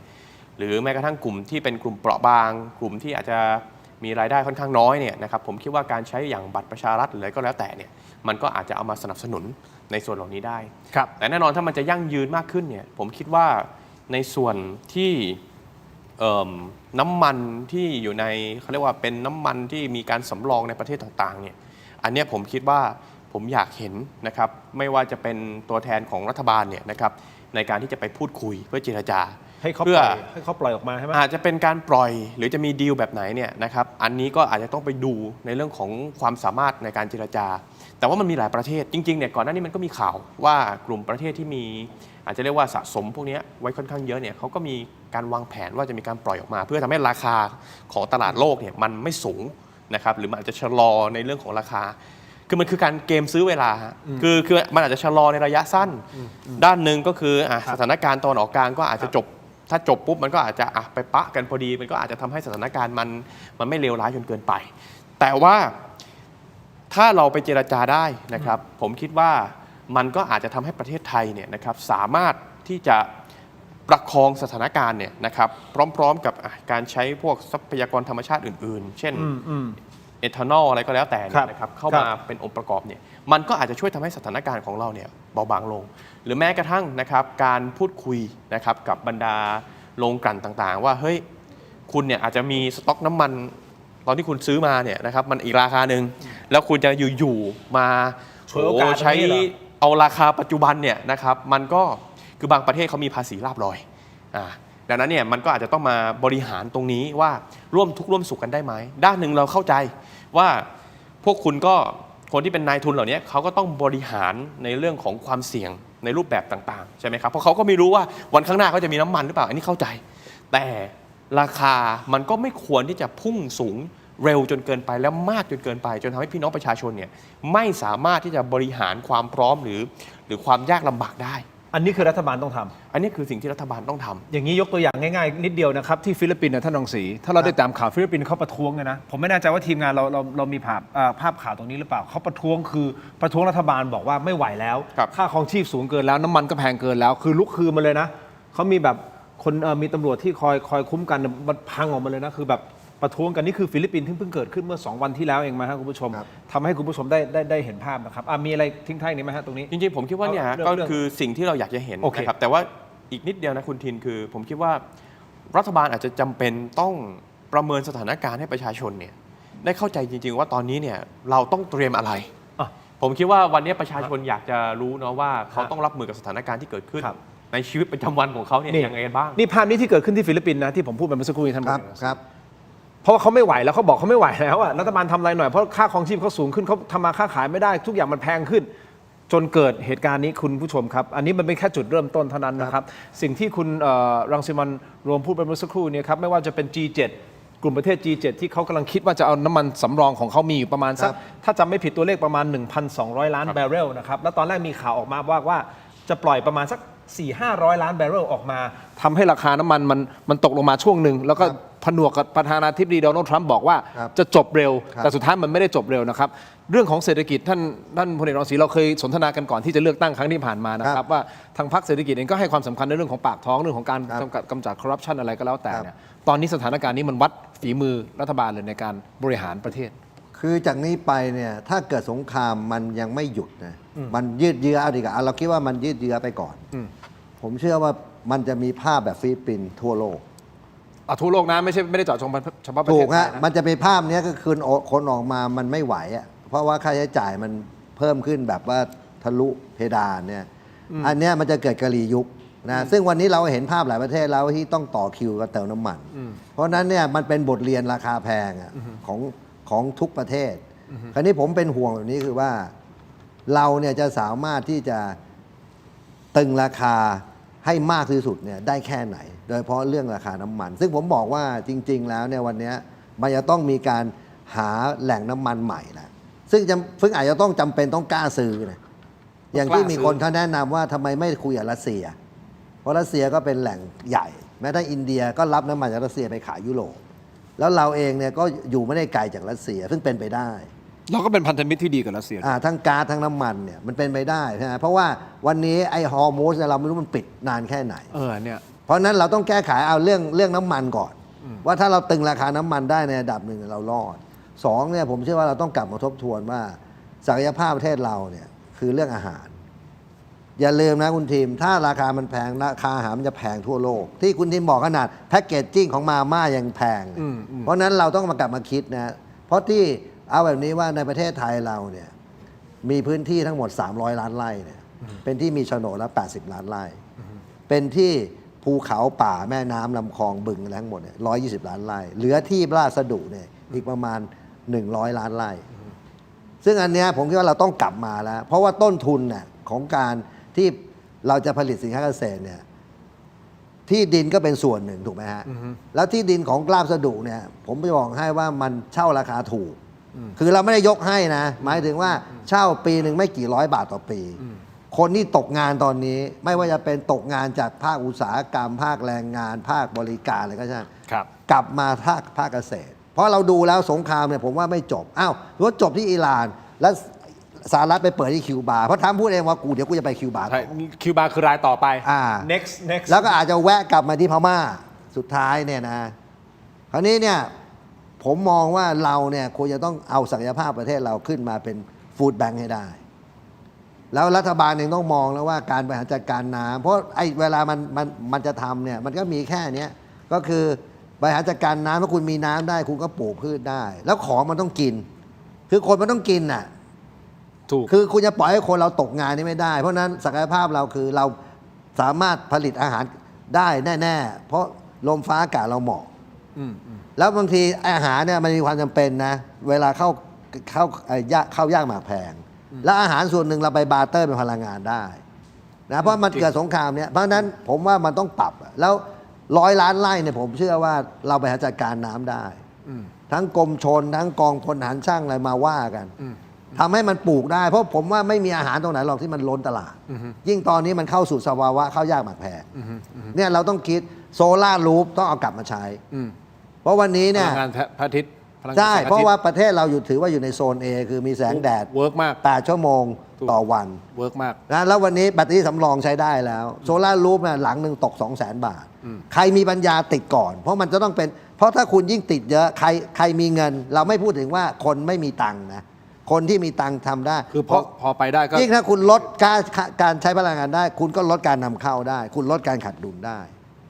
นะอันเนี้ยมันต้องคิดหลายๆมิติแล้วหลายๆเวอร์ชันแล้ว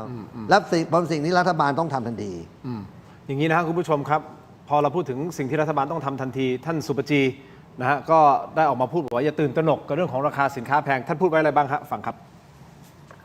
ให้มั่นใจว่าเมื่อเกิดเหตุการณ์อะไรเราสามารถที่จะมีนโยบายหรือว่ามีมาตรการอะไรที่มาช่วยปกป้องให้กับประชาชนได้ค่ะ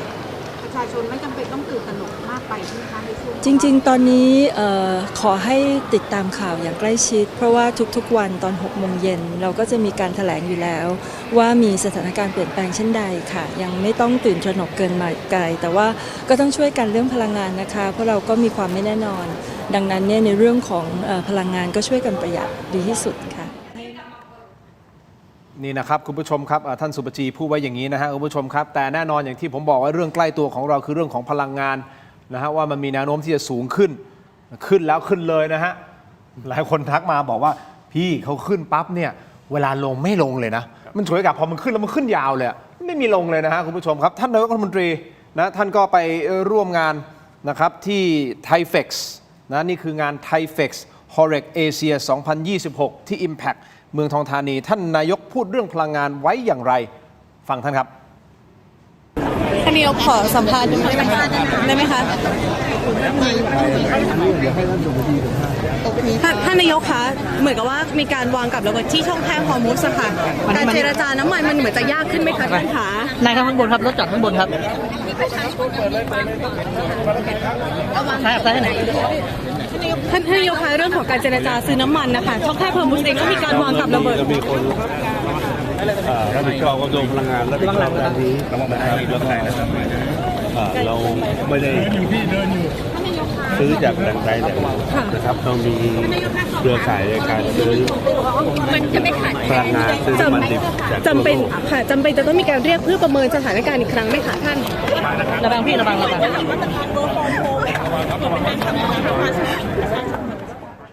สิ่งหนึ่งที่คุณรังสิมันพูดนะฮะท่านพลเอกรังสีแล้วผมเชื่อว่าท่านก็คงเห็นด้วยคือรัฐบาลเองก็ต้องออกมาสื่อสารกับชาวบ้านให้เข้าใจให้กับประชาชนได้เข้าใจไม่ใช่แบบเฮ้ยตกลงเราจะไปทางไหนถูกต้องไหมฮะมันก็ต้องแบบเป็นฉากหรือว่าเขาให้ความเป็นธรรมกับท่านนะกับท่านรัฐบาลนะอาจจะเป็นเพราะว่าเดี๋ยวรอให้เป็นรัฐบาลอย่างเป็นทางการแล้วออกมาเป็นฉากๆว่าโอเคสิ่งนี้เราจะทำ1 2 3 4หรือเปล่าผมไม่รู้จะเป็นอย่างนั้นหรือเปล่าคุณรังสิมันเสริมนิดนึงฮะสั้นๆผมเพิ่มเติมนิดนึงนะฮะคือผมว่าไม่ว่าใครเนาะเจอสถานการณ์นี้ยากหมดอันนี้ต้องยอมรับแล้วก็เป็นธรรมกับทุกคนนะฮะแต่ว่าถ้าเราเปรียบเทียบอย่างกรณีสิงคโปร์เนี่ยแล้วก็เห็นอย่างลีเซนลุงใช่ไหมอดีตผู้นำเนี่ยเขาก็ออกมาประเมินสถานการณ์วันแรกเลยตั้งแต่วันแรกเลยว่าสุดท้ายเนี่ยภาคธุรกิจของสิงคโปร์เนี่ยจะต้องปรับตัวอย่างไรวันนี้เนี่ยเราคงไม่สามารถจะย้อนกลับไปวันแรกได้หรอกแต่วันนี้สถานการณ์พัฒนามาขนาดนี้สิ่งที่เราอยากจะรู้ก็คือตกลงภาคธุรกิจแล้วก็รวมถึงประชาชนทั่วไปเนี่ยจะปรับตัวอย่างไร การพูดว่าขอให้มั่นใจเอาอยู่ทำได้มอบหมายคนนั้นคนนี้เนี่ยผมคิดว่ายังไม่เพียงพอ เพราะว่ามันไม่เห็นถึงว่าจะมีแผนรับมือที่เป็นรูปธรรมอย่างไรแล้วถ้าเกิดเราปล่อยสถานการณ์แบบนี้ไปเรื่อยๆคุณทินสิ่งที่มันจะตามมาก็คือพี่น้องประชาชนเขาก็จะกังวลแล้วถ้าเกิดกังวลใช่ไหมครับสุดท้ายเนี่ยมันก็อาจจะมีความพยายามไม่ว่าจะเป็นการกักตุนนะครับการกักตุนไม่ว่าจะเป็นสินค้าก็ดีน้ำมันก็ดีสิ่งเหล่านี้ล้วนเป็นการซ้ำเติมสถานการณ์ดังนั้นเนี่ยผมคิดว่าเราเนี่ยจะต้องมีมาตรการแล้วแน่นอนนะครับว่าในระยะยาวนะครับการจะสร้างความมั่นคงพลังงานต่างๆเนี่ยคงเป็นเรื่องจำเป็นเราคงไม่สามารถที่จะคิดแค่เพียงว่าเอาล่ะเดี๋ยวเราค่อยไปซื้อน้ำมันจากตะวันออกกลางได้ต่อไปเราคงอาจจะไม่สามารถคิดแบบนั้นได้แต่ขณะเดียวกันระยะสั้นวันนี้เนี่ยพี่น้องประชาชนเขาอยากจะรู้ว่าตกลงเนี่ยมันจะต้องขึ้นราคากันไปเรื่อยๆใช่ไหมถ้าเกิดว่ารัฐบาลไม่ออกมาตรการที่เร็วเพียงพอกับสถานการณ์ที่เป็นอยู่เนี่ยผมคิดว่าคนที่จะเดือดร้อนและลำบากที่สุดเนี่ยคือประชาชนอย่างนี้เอาแค่น้ำมันดีเซลท่านรังสีพูดตรงๆอ่ะที่ท่านบอกว่าให้ตึงราคาไว้ดีเซลไม่ให้ขึ้นใช่ไหม15 วันเอาพูดกันตามตรงในมันทุกพื้นที่หรือเปล่าที่เขาตึงราคาเพราะผมได้ข่าวมาว่ามีหลายที่นะท่านรังสีไปเติมดีเซลขึ้นไปแล้วนะปั๊มเล็กเนี่ยเขาไม่ได้รับความช่วยเหลือจากกองทุนน้ำมันเขาก็ไม่ได้แล้วสุดท้ายใครจริงๆเรื่องนี้คุณผมพูดนิดนึงแล้วกันอันนี้เป็นเดี๋ยวให้ท่านรังสีแสดงความคิดเห็นเป็นข้อมูลที่ลองฟังดูแล้วกันนะอย่างปั๊มเล็กๆปั๊มที่เขาไม่ได้เป็นแบรนด์ใหญ่เนี่ยเขาซื้อน้ำมันหลายครั้งเนี่ยจ็อบเบอร์เนี่ยนะครับก็เป็นบริษัทที่อยู่ใต้บริษัทใหญ่บริษัทใหญ่ได้รับการช่วยเหลือจากกองทุนน้ำมันแต่เวลาคุณขายน้ำมันให้กับปั๊มเล็กเนี่ยคุณขายเต็มราคานั่นไงแล้วกลายเป็นว่าปั๊มเล็กๆเขาจะอยู่ได้ยังไงเขาแบกกันสิซึ่งถ้ารัฐบาลนะครับจะแก้ปัญหาเรื่องนี้เนี่ยมันก็ควรจะตลอดห่วงโซ่อุปทานถ้าเกิดว่าคุณจะไปช่วยแค่เฉพาะในส่วนของรายใหญ่แต่รายเล็กคุณไม่ช่วยอย่างนี้มันก็ไม่เป็นธรรมดังนั้นเนี่ยผมคิดว่าเวลาที่จะออกมาตรการออกมาเนี่ยนะครับมันคงจะต้องออกมาให้มันละเอียดแล้วก็ดูให้เห็นอย่างชัดเจนว่าคนที่มันได้รับผลกระทบเนี่ยมันมีวงกว้างขนาดไหนให้ครอบคลุมถูกต้องท่านรังสีจะแสดงความคิดเห็นเพิ่มเติมในประเด็นนี้ไหมครับผมว่าสำคัญนะคือแบบนี้ในเรื่องราคาน้ำมันเนี่ยนะไอ้กองทุนน้ำมันเนี่ยตอนนี้เราบวกอยู่แค่ 2,400 ล้านซึ่งมันไม่สามารถที่จะช่วยอะไรได้นะครับผมว่ามาตรการภาษีต้องนำมาคิดแหละภาษีสรรพสามิตภาษีท้องถิ่นอะไรของที่บวกกันไปกับน้ำมันในช่วงเวลานี้นะแล้วก็ที่ผมบอกว่ายังไงเราหนีพ้นไม่ได้เรื่องการหาแหล่งน้ำมันใหม่เพราะวันนี้ข่าวมันออกมาทำให้คนเขาตื่นตระหนกเพราะว่าอะไรบอกน้ำมันสำรองเหลือ60 วันคนก็ตกใจเลยว่าต่อแถวกันอย่างนี้ถูกไงฮะคราวนี้เนี่ยถ้ารัฐบาลสามารถมีแผนบอกเฮ้ยเดี๋ยวเราจะนำน้ำมันเข้ามาแล้วมีจำนวนเพียงพอผมว่าไอ้เรื่องพวกนี้มันจะจบแต่ต้องชัดเจนในการสื่อสารไงหรือว่าเขายังไม่ได้เจรจาเขาไม่รู้จะเอามาจากไหนหรือเปล่าผมไม่รู้ไม่แน่ใจผมว่าตอนนี้เขากำลังเจรจาอยู่โอเคเพราะเขาต้องเริ่มในวันนี้แล้วเพราะยิ่งเริ่มตั้งแต่อาทิตย์ที่แล้วถูกครับแต่แล้วขั้นตอนเจรจามันก็ไม่ง่ายคุณทีมเพราะวันนี้น้ำมันเนี่ยมันกลายเป็นสิ่งที่หายากสิ่งที่ขาดแคลนเพราะนั้นมันอยู่ที่ว่าดีลใครดีลมันอันนี้นะคุณผู้ชมคือจริงๆอย่างที่คุณรวมพูดมาสักครู่นี้ก็ต้องให้ความเป็นธรรมกับรัฐบาลไม่ว่ารัฐบาลชุดไหนขึ้นมาก็ตามเนี่ยในสถานการณ์แบบนี้มันยากมากนะยากครับเรานั่งอยู่ข้างนอกบางทีเราพูดโอเคเราไม่ได้พูดเพื่อที่จะเราเก่งกว่าไม่ใช่แต่เรากำลังจะบอกเฮ้ยมันควรจะมี1 2 3 4ไงไหมคืออยากให้ถือว่าเราพยายามกระตุ้นให้รัฐบาลมาสื่อสารเพื่อคือผมคิดว่าความเชื่อมั่นเป็นเรื่องสำคัญนะคุณถูกครับคือถ้าเกิดว่าพี่น้องประชาชนเนี่ยเขาไม่เชื่อรัฐบาลซึ่งเราต้องยอมรับว่าประชาชนส่วนใหญ่เขามีแนวโน้มจะไม่เชื่อรัฐบาลอยู่แล้วเพราะทุกรัฐบาลเวลาบอกว่ารับมือกับภัยพิบัติได้สุดท้ายให้เป็นรัฐบาลไหนก็ตามนะอันนี้ผมไม่ได้เอ่ยชื่อว่าเป็นรัฐบาลไหนนะครับแต่ว่ามันสถานการณ์มันเป็นแบบนั้นดังนั้นเนี่ยเมื่อเราเจอสถานการณ์นี้ถ้าคุณบอกว่าเอาอยู่เนี่ยแต่คุณพูดแค่ว่าเอาอยู่แต่มันไม่เห็นทิศทางมันไม่พอแล้วมันทำให้สุดท้ายเนี่ยผมเป็นห่วงว่ามันจะเกิดการกักตุนยิ่งถ้าวันนี้คุณทินพูดมาเรื่องพลาสติกอะไรต่างๆขาดทุนเริ่มมีปัญหาขาดของที่จะมาทำแล้วเนี่ยสิ่งที่มันจะเกิดขึ้นตามมาก็คือคนก็อาจจะแห่กันกักตุนซึ่งถ้าเกิดว่ากักตุนกันไปเรื่อยๆเนี่ยยิ่งเดือดร้อนฮะราคายิ่งเดือดร้อนนะครับโอเคผมเชื่อนะท่านรังสีอย่างที่ท่านพูดนะผมเชื่อว่าน่าจะมีการคุยกันอยู่ครับผมเชื่อเพียงแต่ว่ายังไม่ออกมาเพราะมันยังคุยไม่จบถูกต้องให้มันจบก่อนต้องให้เวลาแล้วต้องให้เวลาเขานิดนึงนะครับแต่ในเวลาเดียวกันเราก็ต้องสะท้อนความเป็นจริงคือการเจรจาตอนนี้มันไม่ง่ายหรอกถูกเพราะว่าเขาต้องเพิ่มพลังงานผลิตด้วยนะไอ้คนที่เราไปเจรจาเห็นด้วยครับอันนี้ประเด็นนี้เห็นด้วยนะครับเอาสั้นๆนิดเดียวก่อนที่ผมจะไปที่เมืองใต้ดิน เมืองลับใต้ดินคุณผู้ชมครับเมื่อวานนี้มีโอกาสได้พูดคุยกับเพื่อนผมที่อยู่ย่างกุ้งเมียนมารัฐบาลเขาทำไงรู้ไหมครับใช้เวลาแค่ให้เวลาประชาชน2 วันนะฮะไม่เกินเขาบอก2 วันนะพอเกิดเหตุการณ์นี้เขารู้แล้วว่าพลังงานเขาขาดแคลนซึ่งย่างกุ้งพม่านะเมียนมานะก็จะมีแนวโน้มเรื่องของพลังงานเดี๋ยวไฟดับเดี๋ยวไม่ดับอยู่แล้วใช่ไหมฮะปรากฏเหตุการณ์ครั้งนี้เขาบอกกับผมว่ารัฐบาลให้เวลาประชาชน2 วันก็คือว่ามาตรการอันนึงนะรถดูทะเบียนครับที่ลงท้ายด้วยเลขขี้ขับเฉพาะวันเลขขี้เลขคู่ออกเฉพาะวันคู่ครับเพื่อนผมเขาบอกตายแล้วเขามีพนักงานหลาย10 คนเป็นร้อยเนี่ยคือมันต้องสลับรถอ่ะแล้วมันก็โอ้โหมันบริหารจัดการกันมั่วไปหมดให้เวลา2 วันในการทำปึ้งแล้วก็ออกมาตรการนี้เลยนี่คือสิ่งที่เกิดขึ้นที่เพื่อนผมโดนอยู่นี่คือเมียนมานะครับถามว่าตัดภาพมาที่ประเทศไทยเราขนาดนั้นหรือเปล่าไม่แน่ใจตอนนี้คือขอความร่วมมือให้ work from home ครับซึ่ง work from home จริงหรือเปล่าจากหน่วยงานภาครัฐภาคไหนหน่วยไหนบ้างเราก็ต้องติดตามกันต่อไปเอาละประเด็นนี้ผมขอไปต่อที่เมืองลับใต้ดินอิหร่านผมขอให้ข้อมูลเพิ่มเติมนิดนึงนะฮะเพราะว่าเป็นประเด็นที่เมื่อวานนี้เปิดขึ้นมาเมื่อวานนี้ในรายการถกไม่เถียงคุณผู้ชมครับและทีมงานของเราไปสืบค้นข้อมูลเกี่ยวกับเมืองลับใต้ดิน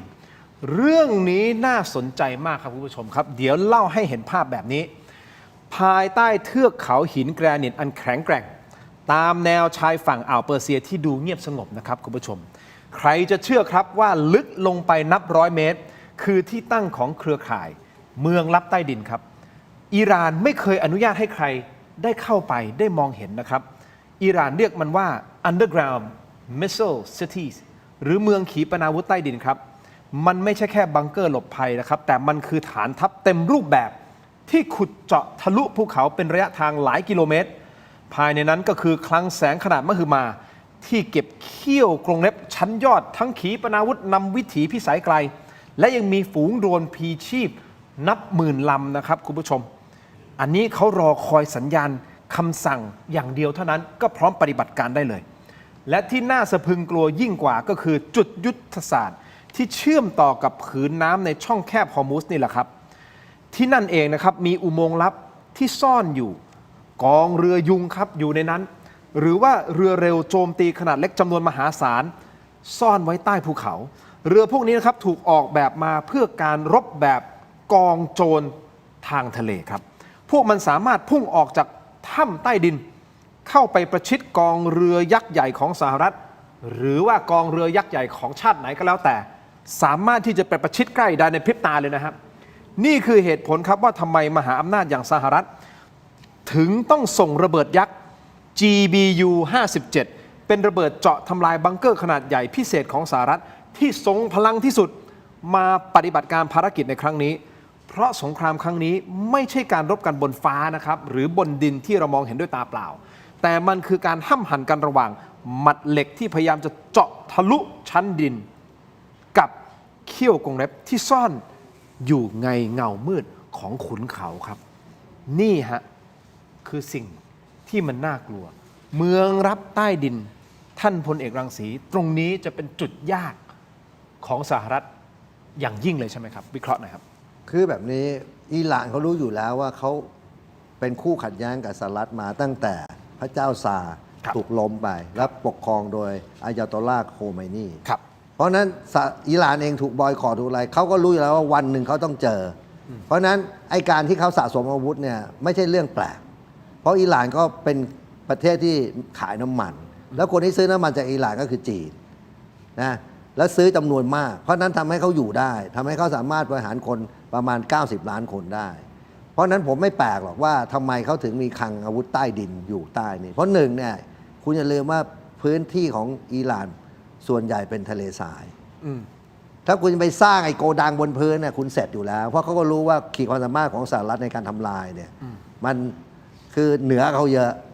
แล้วการที่เขาสะสมทั้งโดรนสะสมทั้งจรวดเนี่ย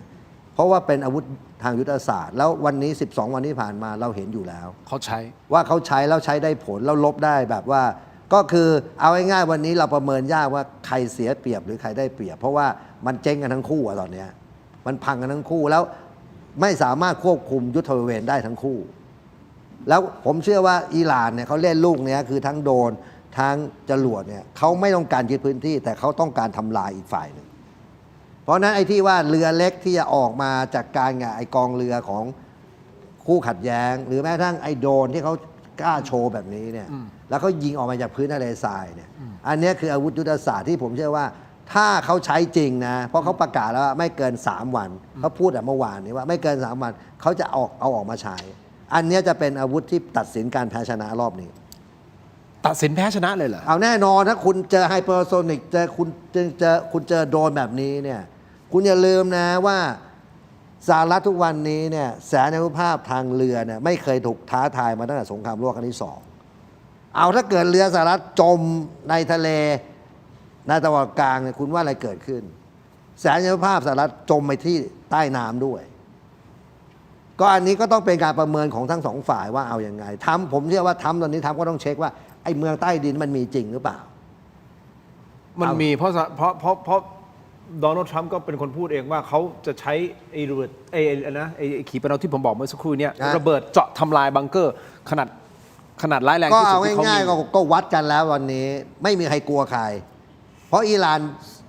ลุยมา12 วันก็แสดงอิหร่านก็ไม่กลัวเพราะคนอิหร่านก็ตายไป1,300 คนสิ่งปลูกสร้างพันไป9,000 แห่งวันนี้ก็ไม่มีใครกลัวใครไม่อะไรต้องเสียแล้วพี่ผมบอกผู้นำรุ่น3คนเนี่ยเขาประกาศแล้วว่าเขาสู้ตายแล้วเขาบอกแล้วว่าการยุติสงครามไม่ได้ขึ้นอยู่กับสหรัฐฝ่ายเดียวต้องถามอิหร่านด้วยว่าจะหยุดหรือไม่หยุดนี่คือทั้งหมดที่เราประเมินเพราะนั้นทั้งหมดเราก็ต้องดูว่า1เขามีอาวุธนี้จริงหรือเปล่า2อาวุธนี้เขาจะมาใช้เมื่อไหร่3เนี่ยถ้าเกิดว่าการเจรจาไม่สำเร็จมันจะจบยังไงอย่างนี้นะฮะก่อนที่ผมจะไปที่คุณโรมเพิ่มเติมถ้าดูอย่างนี้ความหมายคือมันต้องมีฝ่ายใดฝ่ายหนึ่งพังก็ผมบอกไงมันมีแค่มันมีฉากทัศน์ที่ผมบอกว่าฉากทัศน์ที่1เนี่ยคือถ้าโอเคคุยกันจบมันก็แยกย้ายกันไปเหมือนที่เคยลบกันมาตอน12 วันโอเคแต่ถ้าไม่จบเนี่ยก็ทุกอย่างใครมีอะไรก็ขนขึ้นมาล่อกันก็อย่างสหรัฐบอกเดี๋ยวจะเอาระเบิดที่เจาะภูเขาไปทำลายไอ้ทางอิหร่านก็บอกเดี๋ยวกูจะใช้อาวุธนำรุ่นใหม่งั้นคำถามก่อนที่จะไปคุณรวมสั้นๆท่านบดีรังสีท่านคิดว่าประธานาธิบดีโดนัลด์ทรัมป์จะสั่งให้ทหารลงภาคพื้นดินเข้าไปที่อิหร่านไหมผมว่ารอบนี้ไม่กล้าเหตุผลเพราะว่าอะไรวันนี้อิหร่านมันโชว์แล้วว่าเขามีโดรนที่มันแตกอากาศไอ้ที่มันจากลูกมันเป็น80 ลูกคุณรู้ว่าถ้าเจอนั้นลูกนึงแล้วมันแตกอากาศแบบนั้นที่เราเห็นในภาพเรียบเลยในงั้นตายหมดเป็นกองพันเสี่ยงมากแล้วผมเป็นโดนัลด์ทรัมป์ผมไม่เอาทหารภาคพื้นดินไปเสี่ยงเพราะว่าสงครามครั้งนี้ผมมองว่าเป็นการทำลายล้างกันมากกว่าคือทำให้สิ้นสภาพของภัยคุกคามโอเคคุณโรมเราก็ทราบกันดีแล้วผมก็พูดมาตลอดนะครับว่าจริงๆเราเป็นทั้งพันธมิตรกับอิหร่านเป็นทั้งมีความสัมพันธ์ที่ดีกับอิสราเอลมีความสัมพันธ์ที่ดีกับสหรัฐอเมริกาประเทศไทยในสถานการณ์แบบนี้อันนี้โอเคคุณเป็นฝ่ายค้านถูกต้องไหมฮะแน่นอนละประเทศชาติเราต้องมาก่อนมาก่อนการเมืองนะครับถูกต้องคราวนี้ว่าเราควรประเทศไทยควรวางตัวไงในมุมของคุณจริงๆผมคิดว่าในสถานการณ์นี้เนี่ยนะครับแน่นอนว่าสถานการณ์ในอิหร่านเนี่ยมันเป็นสถานการณ์ที่น่ากังวลและต่อให้ประเทศไทยแม้ตามกฎหมายนะครับเราเป็นพันธมิตรกับสหรัฐอเมริกาเนี่ยมีการฝึกคอบบาโกต่างๆเนี่ยแต่ว่าสิ่งสำคัญก็คือว่ามันก็ต้องรักษาผลประโยชน์ของชาติและผมก็มองว่าหนึ่งในการรักษาผลประโยชน์ของชาติเนี่ยแน่นอนเราก็คงต้องสร้างทางเลือกให้มากที่สุดในการที่จะทำให้วิกฤตของพี่น้องประชาชนเนี่ยโดยเฉพาะที่จะเจอกับวิกฤตพลังงานเนี่ยให้สามารถที่จะผ่านช่วงนี้ไปแต่มันมีเรื่องหนึ่งที่น่ากังวลนะครับไม่แพ้กันก็คือว่าวันนี้มันก็มีชัตเตอร์ไฟล์นะครับที่คนอิสราเอลเนี่ยมาที่ประเทศไทยเนี่ยเยอะมากๆบางวันก็อาจจะถึง 6,000 คนการที่มีสถานการณ์แบบนี้เกิดขึ้นเนี่ยนะครับสิ่งที่มันจะต้องกังวลก็คือเฮ้ยถ้ามันมีการโจมตีหรือมันมีการก่อการอะไรบางอย่างในประเทศไทยที่พุ่งเป้าไปที่อาจจะพุ่งเป้าไปที่คนอิสราเอลนะครับสิ่งเหล่านี้เป็นสิ่งที่น่ากังวลดังนั้นหน่วยความมั่นคงเนี่ยจึงจำเป็นต้องทำงานอย่างหนักเราอย่าไปคิดว่าเอาละอาจจะมีการพูดกันในอินเทอร์เน็ตว่าประเทศไทยเนี่ยเป็นหนึ่งในประเทศที่มีความปลอดภัยแต่เราอย่าไปคิดว่ามันจะเป็นแบบนั้นตลอดไปเพราะถ้าเกิดสมมุติว่ามันมีการขยายวงของความขัดแย้งนะครับ เราก็คงต้องเตรียมการเหมือนกันเพราะมันจะทำให้ประเทศไทยเนี่ยได้รับผลกระทบ ซึ่งไม่ใช่แค่ผลกระทบในเรื่องของค่าครองชีพหรือราคาพลังงานดังนั้นหน่วยความมั่นคงตำรวจก็ดีสันติบาลก็ดีหน่วยข่าวกรองแห่งชาติก็ดีสมชก็ดีจริงๆเราต้องเตรียมในเรื่องของการมีมาตรการในทุกรูปแบบที่อาจจะเกิดขึ้นได้นะครับอันนี้คือสิ่งที่ผมคิดว่ารัฐบาลเนี่ยจำเป็นต้องเตรียมการเหล่านี้อย่างข้อกังวลหนึ่งที่ผมกังวลมาโดยตลอดนะครับเพราะว่าระบบตม.ของเรามีปัญหาอยู่นั่นก็คือลายเส้นการเก็บไบโอเมตริกที่มันยังเต็มอยู่เนี่ยมันยังหมดอายุเนี่ยมันเก็บไม่ได้เนี่ยอันนี้แหละมันจะยิ่งกลายเป็นหนึ่งในจุดอ่อนที่จะทำให้เราเนี่ยนะครับไม่สามารถที่จะรองรับกับสิ่งที่มันเป็นความท้าทายที่ตั้งอยู่ตรงหน้าของเราในวันนี้นะครับสุดท้ายเนี่ยแน่นอนว่าสถานการณ์ในอิหร่านกับสหรัฐอเมริกาเนี่ยนะครับเราก็คงจะไม่สามารถไปเลือกว่าเฮ้ยเราโปรข้างนั้นโปรข้างนี้เนาะสิ่งที่เราอาจจะทำได้ก็คือสุดท้ายมันก็คงต้องสนับสนุนทุกฝ่ายให้เข้าสู่กระบวนการในเรื่องของการพูดคุยเจรจากันหาทางออกอย่างสันตินะครับเพียงแต่ว่าการที่จะหาทางออกอย่างสันติเนี่ยนะครับมันก็คงต้องเตรียมพร้อมสู่มาตรการที่มันอาจจะมีความไม่แน่นอนนะครับและผมเชื่อว่าคุณทินบางคนอาจจะคิดว่าโดนัลด์ทรัมป์เนี่ยเป็นประธานาธิบดีมานานแล้วนะฮะจริงๆเขาน่าจะเป็นได้สักปีเดียวเองนะเทอมที่2เทอมที่2หมายถึงถ้านับในเทอมที่2เนี่ยเป็นได้สักปีเดียวนะแต่มันมีเรื่องราวเต็มไปหมดที่เกิดขึ้นดังนั้นเนี่ยมันก็คงจะมีความไม่แน่นอนอีกหลายๆอย่างเนี่ยที่รอเราอยู่ถ้าย้อนกลับไปที่คุณทินตั้งประเด็นในเรื่องของเมืองลับใต้ดินเนี่ยนะครับก็ต้องยอมรับว่าอิหร่านเนี่ยนะครับเตรียมความพร้อมเรื่องนี้มานานลองดูกรณีอย่างอิสราเอลกับกาซานะครับอันนั้นก็มีเมืองอาจจะไม่ถึงขนาดเป็นเมืองใต้ดินขนาดนี้นะฮะจะเป็นอุโมงค์ใต้ดินมีความพยายามอย่างหนักใช่ไหมฮะใช้เวลาเป็นปีๆนะครับของทางฝั่งอิสราเอลเพื่อจะจัดการกับทางฮามาสเนี่ยแต่นี่มันอิหร่าน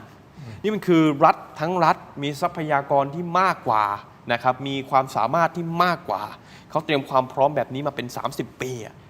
ดังนั้นเนี่ยความท้าทายของสหรัฐอเมริกาเนี่ยผมว่ามันไม่ง่ายอยู่แล้วแต่จะถึงขนาดส่งกำลังไหมผมคิดว่าถ้าดูบริบทการเมืองอเมริกันในวันนี้เนี่ยผมคิดว่ายากมากที่คุณจะส่งทหารอเมริกันไปลุยในอิหร่านเนี่ยผมว่าเป็นไปได้มากที่สุดก็คือที่เป็นข่าวอย่างเช่นกรณีเคิร์ดนะครับที่อาจจะได้รับการสนับสนุนในการที่จะเข้ามามีบทบาทเพราะทางเคิร์ดเขาก็อยากได้นะอย่างน้อยที่สุดขั้นต่ำคือการปกครองตัวเองเหมือนกับที่เขาได้ในอิรักนะครับแล้วเขาก็มีความฝันว่าวันหนึ่งเขาจะกลายเป็นรัฐเอกราชถ้าเกิดว่าเขาไม่ใช้โอกาสนี้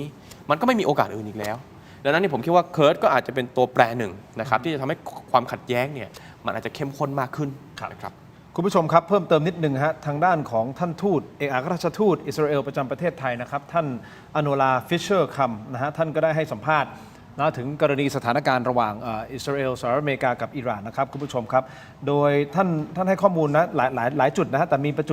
จุดประเด็นที่ชาวอิสราเอลเข้ามาอยู่ในประเทศไทยนะครับตอนนี้เขาบอกว่าคนที่เป็นสัญชาติอิสราเอลเข้ามาอยู่ในประเทศไทยในปี 2525 มีชาวอิสราเอลนักท่องเที่ยวมาเยือนประเทศไทยจำนวน 425,000 คนนะครับจากพลเมืองอิสราเอลประมาณ10 ล้านคนก็คิดประมาณเกือบ 5% ของสังคมอิสราเอลที่เข้ามาเที่ยวในประเทศไทยซึ่งท่านบอกว่าเป็นสิ่งที่น่ายินดีนะครับคุณผู้ชมครับและท่านบอกว่าเราดีใจมากที่นับจนถึงขนาดนี้ก็ไม่มีใครอยากจะออกจากอิสราเอลท่านพูดถึงแรงงานไทยนะครับดิฉันคิดว่าพวกเขาเข้าใจดีว่าอิสราเอลกำลังทำทุกอย่างสุดความสามารถเพื่อปกป้องพวกเขาไม่ใช่แค่เพียงปกป้องพลเรือนชาวอิสราเอลเท่านั้นอันนี้ท่านพูดถึงเรื่องของแรงงานไทยหลายคนที่อยู่ในอิสราเอลนะครับคุณผู้ชมครับนี่เพิ่มเติมนะความสัมพันธ์ระหว่าง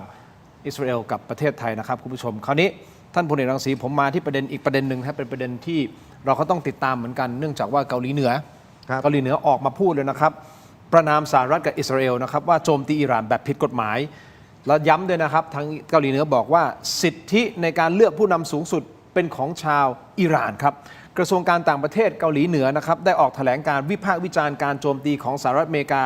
และอิสราเอลต่ออิหร่านนะครับใจความสำคัญของแถลงการนี้คุณผู้ชมครับเป็นข้อนะผมสรุปอย่างนี้นะครับ3 ข้อด้วยกันข้อที่1ครับเกาหลีเหนือประณามการโจมตีของสหรัฐและอิสราเอลต่ออิหร่านว่าเป็นการรุกรานที่ผิดกฎหมายและละเมิดอธิปไตยอย่างรุนแรงข้อที่2ครับเกาหลีเหนือใช้ถ้อยคำรุนแรงนะครับเรียกพฤติกรรมของสหรัฐว่าเป็นสันดานอันธพาลภาษาอังกฤษเขาใช้คำว่า gangster-like nature ที่ใช้กำลังทหารเพื่อบรรลุความทะยานอยากในการเป็นเจ้าโลก ข้อที่ 3 ครับท่านรังสีครับคุณโรมครับเกาหลีเหนือย้ำว่าการเลือกผู้นำสูงสุดเป็นสิทธิอันชอบธรรมของชาวอิหร่านที่ต่างชาติไม่มีสิทธิ์ที่จะแทรกแซงอันนี้3ข้อหลักๆของเกาหลีเหนือโดยแน่นอนท่านผู้นำสูงสุดของเกาหลีเหนือท่านคิมจองอึนนะฮะที่ใส่ชุดดำนะฮะแล้วตอนนี้นั่งอยู่บนเก้าอี้นะฮะในภาพนี้นะฮะเป็นภาพแฟ้มข่าวนะครับผู้ชมซึ่งข่าวนี้สะท้อนให้เห็นใช่ไหมครับว่ากลุ่มประเทศที่ต่อต้านสหรัฐไม่ว่าจะเป็นอิหร่านเกาหลีเหนือรัสเซียแม้แต่จีนก็อาจจะเริ่มขยับกันแล้วใช่หรือไม่ท่านพลเอกรังสีมองไงครับก็เกาหลีเหนือทุกคนก็ทราบแล้วก็เป็นพันธมิตรกับทางฝั่งจีนรัสเซียอิหร่าน ถูกครับก็คืออยู่ในแกนนำทั้ง4 คนเพราะนั้นก็ไม่ใช่เรื่องแปลกที่คิมจองอึนเขาจะมาประนามการกระทำของสหรัฐแต่ว่าวันนี้เองเกาหลีเหนือเนี่ยเขาแสดงตนชัดเจนอยู่แล้วว่าเขาได้ส่งอาวุธเข้าไปช่วยอิหร่านนี่เป็นคำแถลงของคิมจองอึนเมื่อประมาณ2 วันได้ว่าส่งทั้งโดรนส่งทั้งจรวด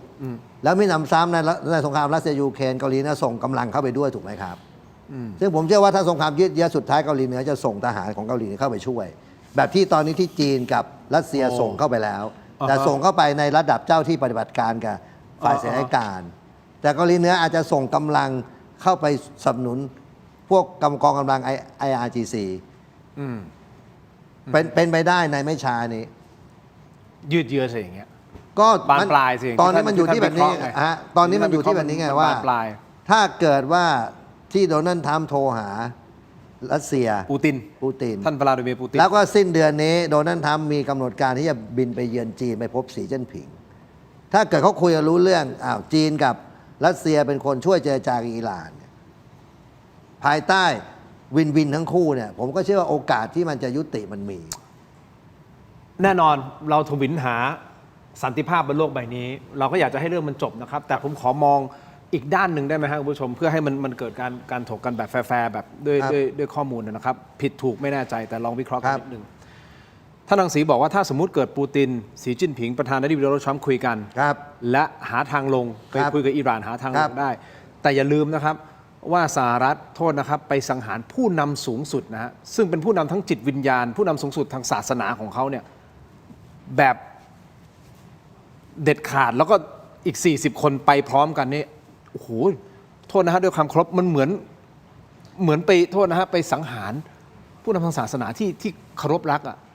ผมกำลังบอกนี้ว่าอิหร่านหรือเปล่าผมไม่รู้นะผมมองอย่างนี้นะผมกำลังบอกนี้ว่ามันจะจบได้ง่ายขนาดนั้นเหรอที่สหรัฐจะถอนตัวหมายถึงสหรัฐถอนกองเรือตู้มเนี่ยทิ้งอิสราเอลเลยนะไอตอนที่จะเกิดว่าเขาคำนวณว่าถ้าเกิดนั้นจะเกิดการก่อร้ายทั่วโลกเลยผมเชื่อว่ามันยังไม่เกิดตอนนี้หรอกเพราะยังไงผมเชื่อว่าถ้าสหรัฐยอมถอยแล้วทิ้งอิสราเอลเลยเนี่ยอิสราเอลเจอกับอิหร่านตัวเนี่ยคราวนี้บรรลัยแต่ว่าสงครามมันจะจบเร็วไงเพราะนั้นเงื่อนไขที่ฉากทัศน์ที่1มันจะเกิดไม่ได้คือทรัมป์จะไม่ยอมทิ้งอิสราเอลคืออาจจะมีการเจรจาพ่วงว่าถ้าทรัมป์ถอยอิหร่านต้องหยุดไงถ้าอิหร่านต้องหยุดกับอิสราเอลด้วยแต่ถ้าอิหร่านไม่รับสมมติอิหร่านไม่รับนะครับมันก็จะเข้าฉากทัศน์ที่2ที่ผมว่าคือสงครามนี้มันก็จะยืดเยื้อแบบรัสเซียยูเครนน่าคิดคุณรวมเข้าใจประเด็นของผมไหมเขาไปสังหารผู้นำไม่ใช่ประธานาธิบดีนะแต่กำลังจะแบบผู้นำจิตวิญญาณสูงสุดของประเทศเขาอ่ะโอเคอาจจะมีบางท่านมองว่าเฮ้ยโดนกดขี่แต่ก็ยังมีคนที่ศรัทธาในตัวท่านอายะตอละใช่ไหมคาเมเนอีอันนี้เราก็ต้องเคารพถูกต้องไหมครับก็คือว่าเป็นผู้นำจิตวิญญาณอิหร่านนะใช้คำนี้ดีกว่าแล้วไปสังหารเขาแล้วมันจะจบได้ง่ายขนาดในมุมของคุณรังสิมันรวมสั้นๆคุณคิดว่ามันคือผมคิดว่าผมเนี่ยยังมองว่าสถานการณ์เนี่ยมันจะยืดเยื้อเนี่ยถ้ามีการส่งกำลังทหารเนาะภาคพื้นดินเข้าไปอันเนี้ยแนวโน้มน่าจะยืดเยื้อแต่ถ้าเกิดสมมุติว่ายังสโคปอยู่ประมาณนี้ผมคิดว่ามันยังพอมีทางลงให้กับทุกฝ่ายได้แต่มันก็คงต้องมีการเจรจาทางลับซึ่งมันคงมีอยู่แล้วนะครับการเจรจาทางลับการเจรจาที่เราอาจจะไม่ได้เห็นอย่างที่เป็นข่าวเนี่ยมันคงต้องมีเพียงแต่ว่าจะจบกันอย่างไรเนี่ยอันนี้เป็นเรื่องที่ประเมินยากคุณทิมบางครั้งเนี่ยผมก็ไม่ได้เป็นหมอดูเนาะแน่นอนไม่มีใครแต่ผมคิดว่า1ทรัมป์ก็คือความไม่แน่นอน2คือผู้นำคนใหม่เนี่ยเราก็อาจจะยังรู้จักเขาน้อยมากในเรื่องของการประเมินความคิด3ก็คือโครงสร้างทางการเมืองของเขาซึ่งคนต่างๆ ถูกเรียกว่าเสียชีวิตไปหมดแล้วเนี่ยจนทรัมป์ยังพูดอีกมาเองว่าไอ้คนที่เขารู้จักเนี่ยตายไปแล้วนะครับมันก็ทำให้ข้อมูลตรงนี้มันอาจจะพูดได้ยากว่าการจะเจรจาการจะประเมินว่าสุดท้ายอิหร่านจะตัดสินใจอย่างไรเนี่ยนะครับเขาจะเอาความแค้นนะครับเป็นตัวตั้งซึ่งคงมีแหละ มี นะครับ มันต้องแค้น แต่ว่าในขณะเดียวกันหรือเขาจะเลือกว่าโอเคให้สถานการณ์มันหยุดก่อนให้เพื่อเขาที่มาฟื้นฟูขีดความสามารถกันใหม่อันนี้มันเป็นไปได้หมดดังนั้นเนี่ยผมคิดว่าถ้าไม่อยากให้สงครามครั้งนี้ขยายวงมันต้องจบที่การเจรจา ซึ่งโดยทั่วไปนะครับคุณทินท่านรังสีก็คงทราบแทบจะเรียกว่าทุกสงครามมันก็ล้วนจะจบที่การเจรจาทั้งสิ้นเพียงแต่ว่าจะจบกันที่ใครได้เปรียบสูงสุดต่างหากและจะเป็นยังไงเราก็ต้องติดตามต่อไปแต่ที่แน่ๆคุณผู้ชมครับมีกระแสข่าวท่านบนรังสีบอกว่าหลังเทศกาลสงกรานต์นะครับนายกรัฐมนตรีของกัมพูชาอันนี้ผมอิหร่านนี่คือวางไว้แล้วนะเราพอแล้วแต่กลับมาที่ประเทศของเราและเพื่อนบ้านฮุนมาเนตนายกรัฐมนตรีของกัมพูชาวางแผนจะขอเจรจาคืนดินแดนจากไทยครับคุณผู้ชมเดี๋ยวผมมีข้อมูลเพิ่มเติมแล้วจะวิเคราะห์กันต่อนะครับคุณผู้ชมผมขอเนี่ยนิดเดียวสั้นๆตรงนี้นะครับเพจลงทุนแมนนะฮะซึ่งเป็นสื่อที่ให้ความรู้ด้านธุรกิจเศรษฐกิจและก็การลงทุนรายงานว่าหุ้นธุรกิจเดินเรือ PSL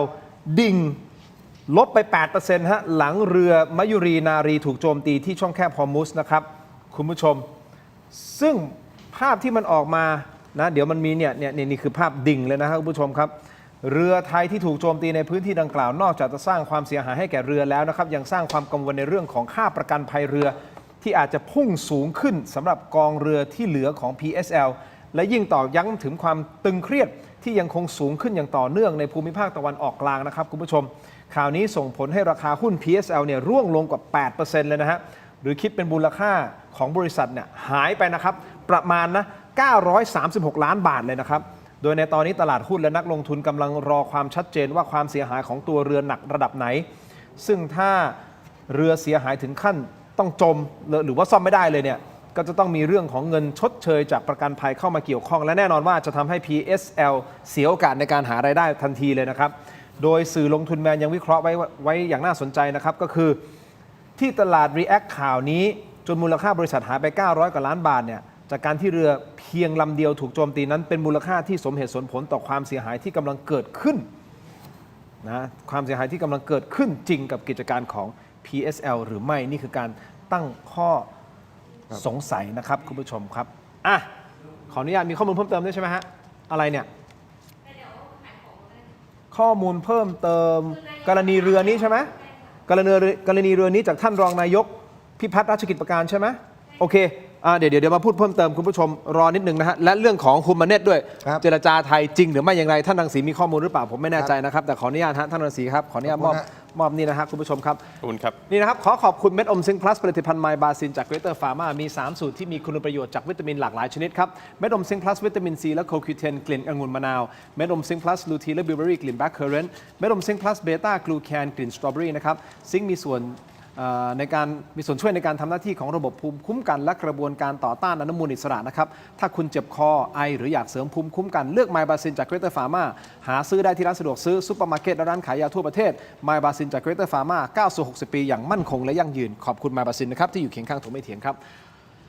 ต่อกันที่อ้วยอันโอสถนะฮะท่านรังสีครับนี่ผมมอบให้เลยนะครับอันนี้คือยาดมสมุนไพรตรามังกรทองจากอ้วยอันโอสถนะครับแต่วันนี้ขอแนะนำครับยาน้ำแก้ร้อนในเขากุยจากอ้วยอันโอสถนะครับบรรเทาไข้ตัวร้อนทานได้ทั้งเด็กและผู้ใหญ่นะครับมีจำหน่ายตามร้านขายยาทั่วประเทศนะครับอ่านคำเตือนในฉลากและเอกสารกำกับผลิตภัณฑ์ก่อนใช้ครับยาธาตุอันนี้คือยา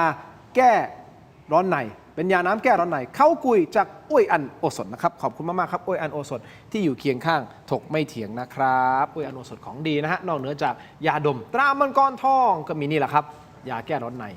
เขากุยเป็นยาน้ำนะครับท่านรังสีนี่ของดีแล้วครับมอบให้แล้วนี่คือยาท่าน้ำขาวครับยาท่าน้ำขาว49 บาทฝาสีฟ้าตราห่านคู่นะครับมาตรฐานสากลนะครับหาซื้อง่ายตามร้านขายยาแผนปัจจุบันทั่วไปนะครับราคาเพียง49 บาทเข้าถึงง่ายจาก HK Pharmaceutical นะครับเป็นยาท่าน้ำขาวที่สามารถที่จะแก้ท้องอืดท้องเฟ้อรักษาลำไส้อักเสบนะฮะรวมถึงฆ่าเชื้อโรคในลำไส้ได้นะครับเพียง49 บาทครับมาตรฐานสากลฮะเข้าถึงง่ายจริงๆครับจาก HK Pharmaceutical ยาท่าน้ำขาว49 บาทตราห่านคู่นะครับ ขอบคุณมากๆครับต่อกันที่ผงปรุงรสรสหนึ่งนะครับขอบคุณมากๆที่สนับสนุนเรานะครับมีให้เลือกหลากหลายรสชาตินะครับปรุงอร่อยแน่รสหนึ่งครับไม่ว่าจะเป็นรสไก่รสหมูรสเนื้อต้มผัดแกงทอดยำหอมอร่อยได้ทันใจต้องรสหนึ่ง No. 1ปรุงอร่อยแน่รสหนึ่งนะครับโปรโมชั่นพิเศษครับ1 แถม 1และโปรโมชั่นสุดคุ้มอีกมากมายหาซื้อได้แล้ววันนี้ที่ Shopee Lazada TikTok Gourmet Market รวมถึงฟู้ดแลนด์และซุปเปอร์มาร์เก็ตทั่วไปปรุงอร่อยแน่รสหนึ่งนะครับขอบคุณมากๆเลยนะครับและรสหนึ่งก็มีของมามอบให้ไม่ถึง 3,000 บาทฮะคุณโรม ไม่ต้องกังวลท่านรังสี ขอบคุณครับ นะฮะ ขอบคุณ ข ครั อบบ คุณมากๆนะครับรสหนึ่งนะครับต่อกันที่กาแฟครับผมเชื่อว่าทั้งสองท่านดื่มกาแฟนี่ฮะคุณผู้ชมเติมความเข้มเต็มรสกาแฟด้วยกาแฟบัดดี้ดีนเอ็กซ์ตร้าเบลนด์ครับกาแฟดำคั่วสุดเข้มสูตรเข้มข้นที่หอมอร่อยเข้มสะใจชงดำก็อร่อยเติมนมก็อร่อยลงตัวทดลองบัดดี้ดีนเอ็กซ์ตร้าเบลนด์หอมเข้มขมไม่เปรี้ยวนะครับในราคาคุ้มค่าเพียง129 บาทได้มากถึง165 กรัมครับสุดคุ้มขนาดนี้ลองได้แล้ววันนี้ที่ 7-Eleven ทั่วประเทศบัดดี้ดีนอร่อยเข้มไม่เปรี้ยวเต็มรสกาแฟมอเฮลแขกรับเชิญของเราท่านละ2นะครับลองได้ครับ ขอบคุณครับ คุ้มค่าจริงๆเลยนะครับขอบคุณครับขอนิดนึงแล้วกันคุณผู้ชมนี่น้ำปลาแท้มีทุกบ้านแน่นอนผมเชื่อฮะทุกร้านค้าต้องมีครับน้ำปลาแท้ตาทิพรสนะครับน้ำปลาที่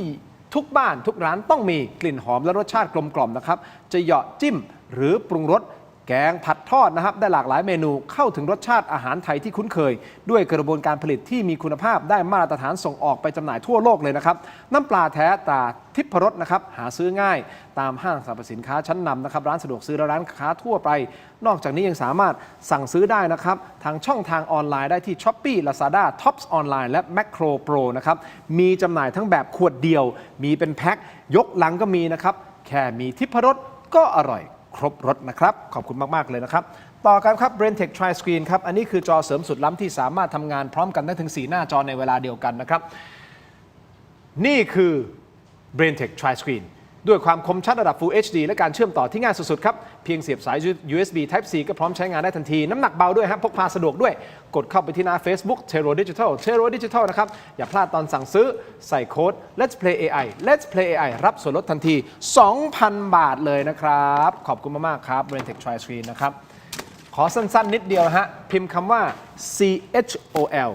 CHOL นะครับในช่องทางโซเชียลมีเดียนะครับพวกอีคอมเมิร์ซไม่ว่าเป็น Shopee Lazada TikTok รวมถึง Facebook พิมพ์คำว่า CHOL ตามด้วยครีมทามือครับท่านจะพบกับครีมทามือสูตรน้ำมันหอมระเหยนะครับนี่คือครีมทามือที่มีน้ำมันหอมระเหยแท้ไม่มีน้ำหอมไม่มีสารสังเคราะห์ใดๆนะครับมาจากธรรมชาติล้วนๆครับมือพังซ่อมได้สารสกัดต่างๆไม่ว่าจะเป็นดอกพีโอนี่คือหนึ่งในสารสกัดที่เป็นธรรมชาติและมันช่วยฟื้นฟูสภาพผิวมือนะครับผมขายในไอคอนสยาม Central World M Quartier King Power นะฮะแล้วก็ Terminal 21 ด้วยนะครับอันนี้ผมขายให้กับชาวต่างชาติเป็นหลักอยากให้คนไทยได้ลองใช้ของดีที่มาจากน้ำมันหอมระเหยแท้เพราะเราเชี่ยวชาญเรื่องของน้ำมันหอมระเหยนะครับเป็น1ใน50กว่ารายการ50กว่า SKU ที่ผมมีนะครับมือพังซ่อมได้นะฮะซ่อมแซมฟื้นฟูฮะลองเปิดใจดูครับราคาเข้าถึงง่ายคุ้มค่าแน่นอนเพราะมันเป็นน้ำมันหอมระเหยแท้ครับอยู่ในหลอดนี้ไม่เหนียวเหนอะหนาด้วยนะครับซึมไวลองดูครับพิมพ์คำว่า CHOL ครีมทามือในช่องทางโซเชียลมีเดียและอีคอมเมิร์ซต่างๆขอบคุณมากๆเลยนะครับคุณผู้ชมครับเอาละฮุนมาเนตมีข่าวออกมานะครับท่านรังสีว่าท่านนายกรัฐมนตรีของกัมพูชาคุณฮุนมาเนตขอคืนพื้นที่หลังสงกรานต์นะครับนี่คือกระแสข่าวที่บอกว่าหลังเทศกาลสงกรานต์ที่จะเกิดขึ้นนะฮะท่านฮุนมาเนตเนี่ยวางแผนจะขอเจรจานะขอคืนดินแดนจากไทยซึ่งวันนี้นักข่าวก็ได้นำประเด็นนี้ไปสอบถามท่านนายกรัฐมนตรีท่านอนุทินนะครับท่านนายกตอบว่าอะไรในประเด็นนี้ฟังก่อนที่จะมาวิเคราะห์ครับท่านนายกคะเห็นโพสต์ของท่านฮิมมานิตแล้วหรือยังคะที่บอกว่าจะเจรจาขอคืนพื้นที่ไทยหลังจากช่วงเทศกาลสงกรานต์นะคะท่านนายกคะก็ดูพี่โทษนะ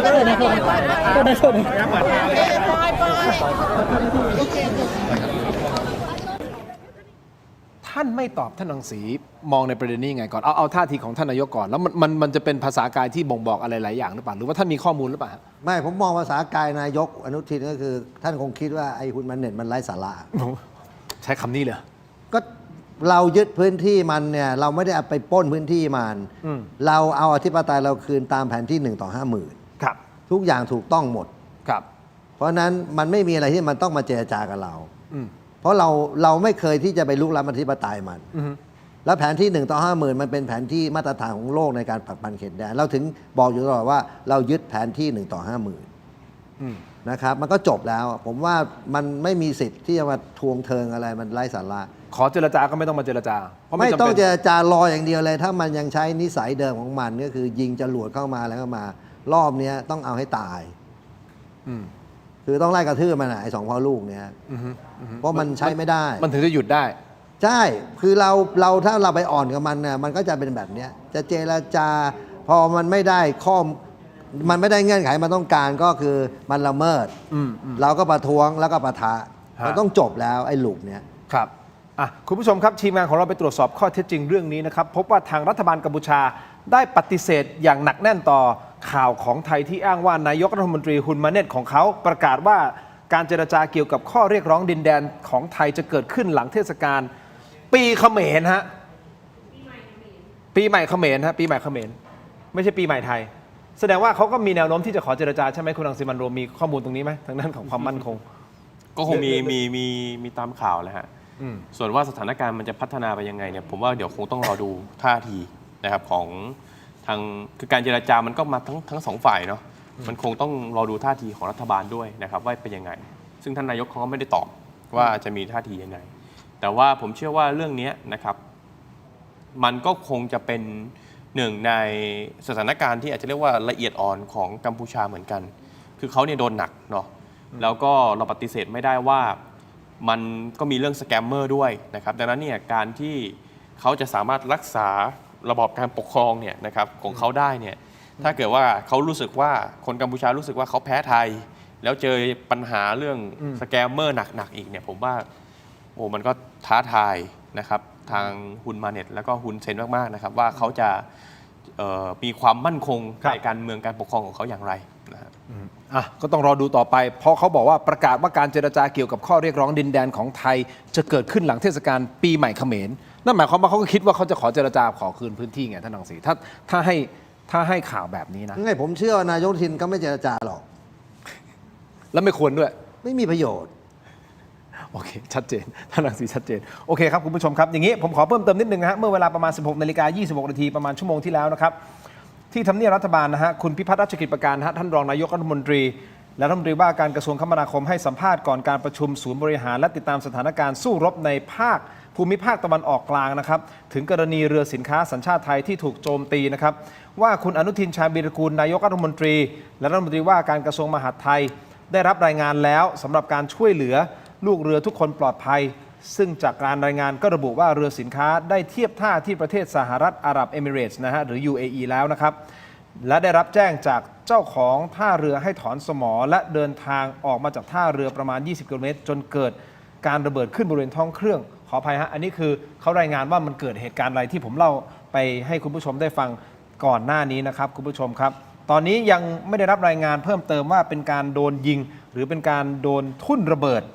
นะฮะยังไม่มีความชัดเจนโดยหน่วยงานที่เข้าไปช่วยเหลือคือกองทัพที่ลาดตระเวนอยู่ในบริเวณดังกล่าวนะครับ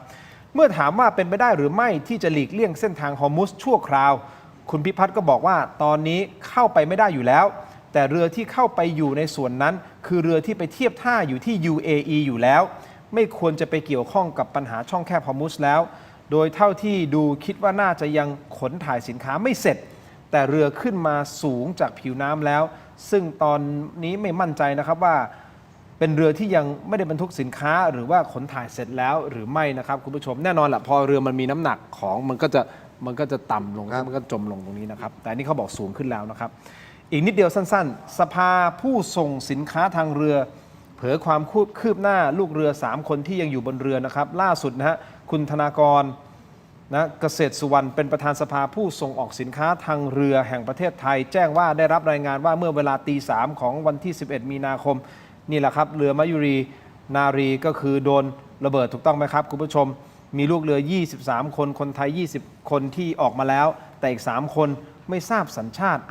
สรุปแล้วนะครับคนไทยคือ20คนนะฮะส่วนอีก3คนที่ยังอยู่บนเรือไม่ทราบสัญชาตินะครับทั้งนี้ลูกเรือได้รับความยังไงโอเคอันนี้คือข้อมูลจากสภาผู้ส่งเสริมใช่ไหมผู้ส่งสินค้าขออภัยเดี๋ยวเรารอข้อมูลจากทางการแล้วกันนะครับคุณผู้ชมครับ แต่ที่แน่ๆคือทหารเรือโอมานได้นำเรือเข้ามาช่วย ซึ่งลูกเรือได้ลงเรือชูชีพ20 คนอีก3 คนยังอยู่ในเรือ เนื่องจากเกรงว่าเรือจะจมนี่คือความคืบหน้าล่าสุดในกรณีนี้นะครับคุณผู้ชมสำหรับเรือประเทศของไทยที่เรือของประเทศไทยที่ไปอยู่ที่ช่องแคบฮอร์มุสนะครับคุณผู้ชมเอาละคงต้องติดตามต่อไปนะฮะ ครับก็ติดตามสถานการณ์ฮะ ต้องเฝ้าระวัง ก็จากนี้มันก็ต้องชั่วโมงต่อชั่วโมงแล้วเพราะสถานการณ์มันเริ่มตึงเครียดไปเรื่อยๆ ก็ต้องดูต่อไปนะครับว่ามันจะจบลงที่ตรงไหนแต่คุณผู้ชมคิดอย่างไร คุณผู้ชมเชื่ออย่างไรเราถามคุณผู้ชมนะครับแบบง่ายๆผมถามว่าคุณเชื่อว่าสงครามครั้งนี้จะยืดเยื้อหรือไม่ผลโหวตออกมาครับเชื่อว่าสงครามจะจบลงเร็วๆนี้อยู่ที่ 14%ไม่เชื่อความหมายคือยืดเยื้อแน่นอนอยู่ที่ 73%ไม่แน่ใจอยู่ที่ 14% จากคนที่โหวตเข้ามาก็ประมาณสัก 12,000 โหวตด้วยกันนะครับครบถ้วนสมบูรณ์สำหรับวันนี้ทีมงานเรามีขาดตกบกพร่องอะไรไหมล่าสุดในกรณีนี้ทางกองทัพเรือมีแถลงการอย่างเป็นทางการยังครับยังใช่ไหมครับโอเคอย่างนี้คุณผู้ชมเดี๋ยวรอติดตามการแถลงอย่างเป็นทางการจากทางด้านของกองทัพนะกับสถานการณ์เรือไทยที่ถูกยิงที่ช่องแคบฮอร์มุสวันนี้ขอบคุณแขกรับเชิญของเรากำลังจะจบรายการแล้วแถลงแล้วใช่ไหมคุณดูหน่อยที่แถลงยังไงกำลังจะจบรายการโทษนะท่านรังสีท่านรังสีมันเอานิดนึงขออภัยคุณผู้ชมฮะแม่กำลังจะจบรายการมาเลยแถลงแล้วมาดูหน่อยสิแถลงว่าอย่างไรโอเคครับคุณผู้ชมโฆษกกองทัพเรือแถลงอย่างนี้นะครับผมขออ่านเลยนะคุณผู้ชมครับกองทัพเรือติดตามสถานการณ์เรือสินค้าไทยที่ถูกโจมตีใกล้กับช่องแคบฮอร์มุส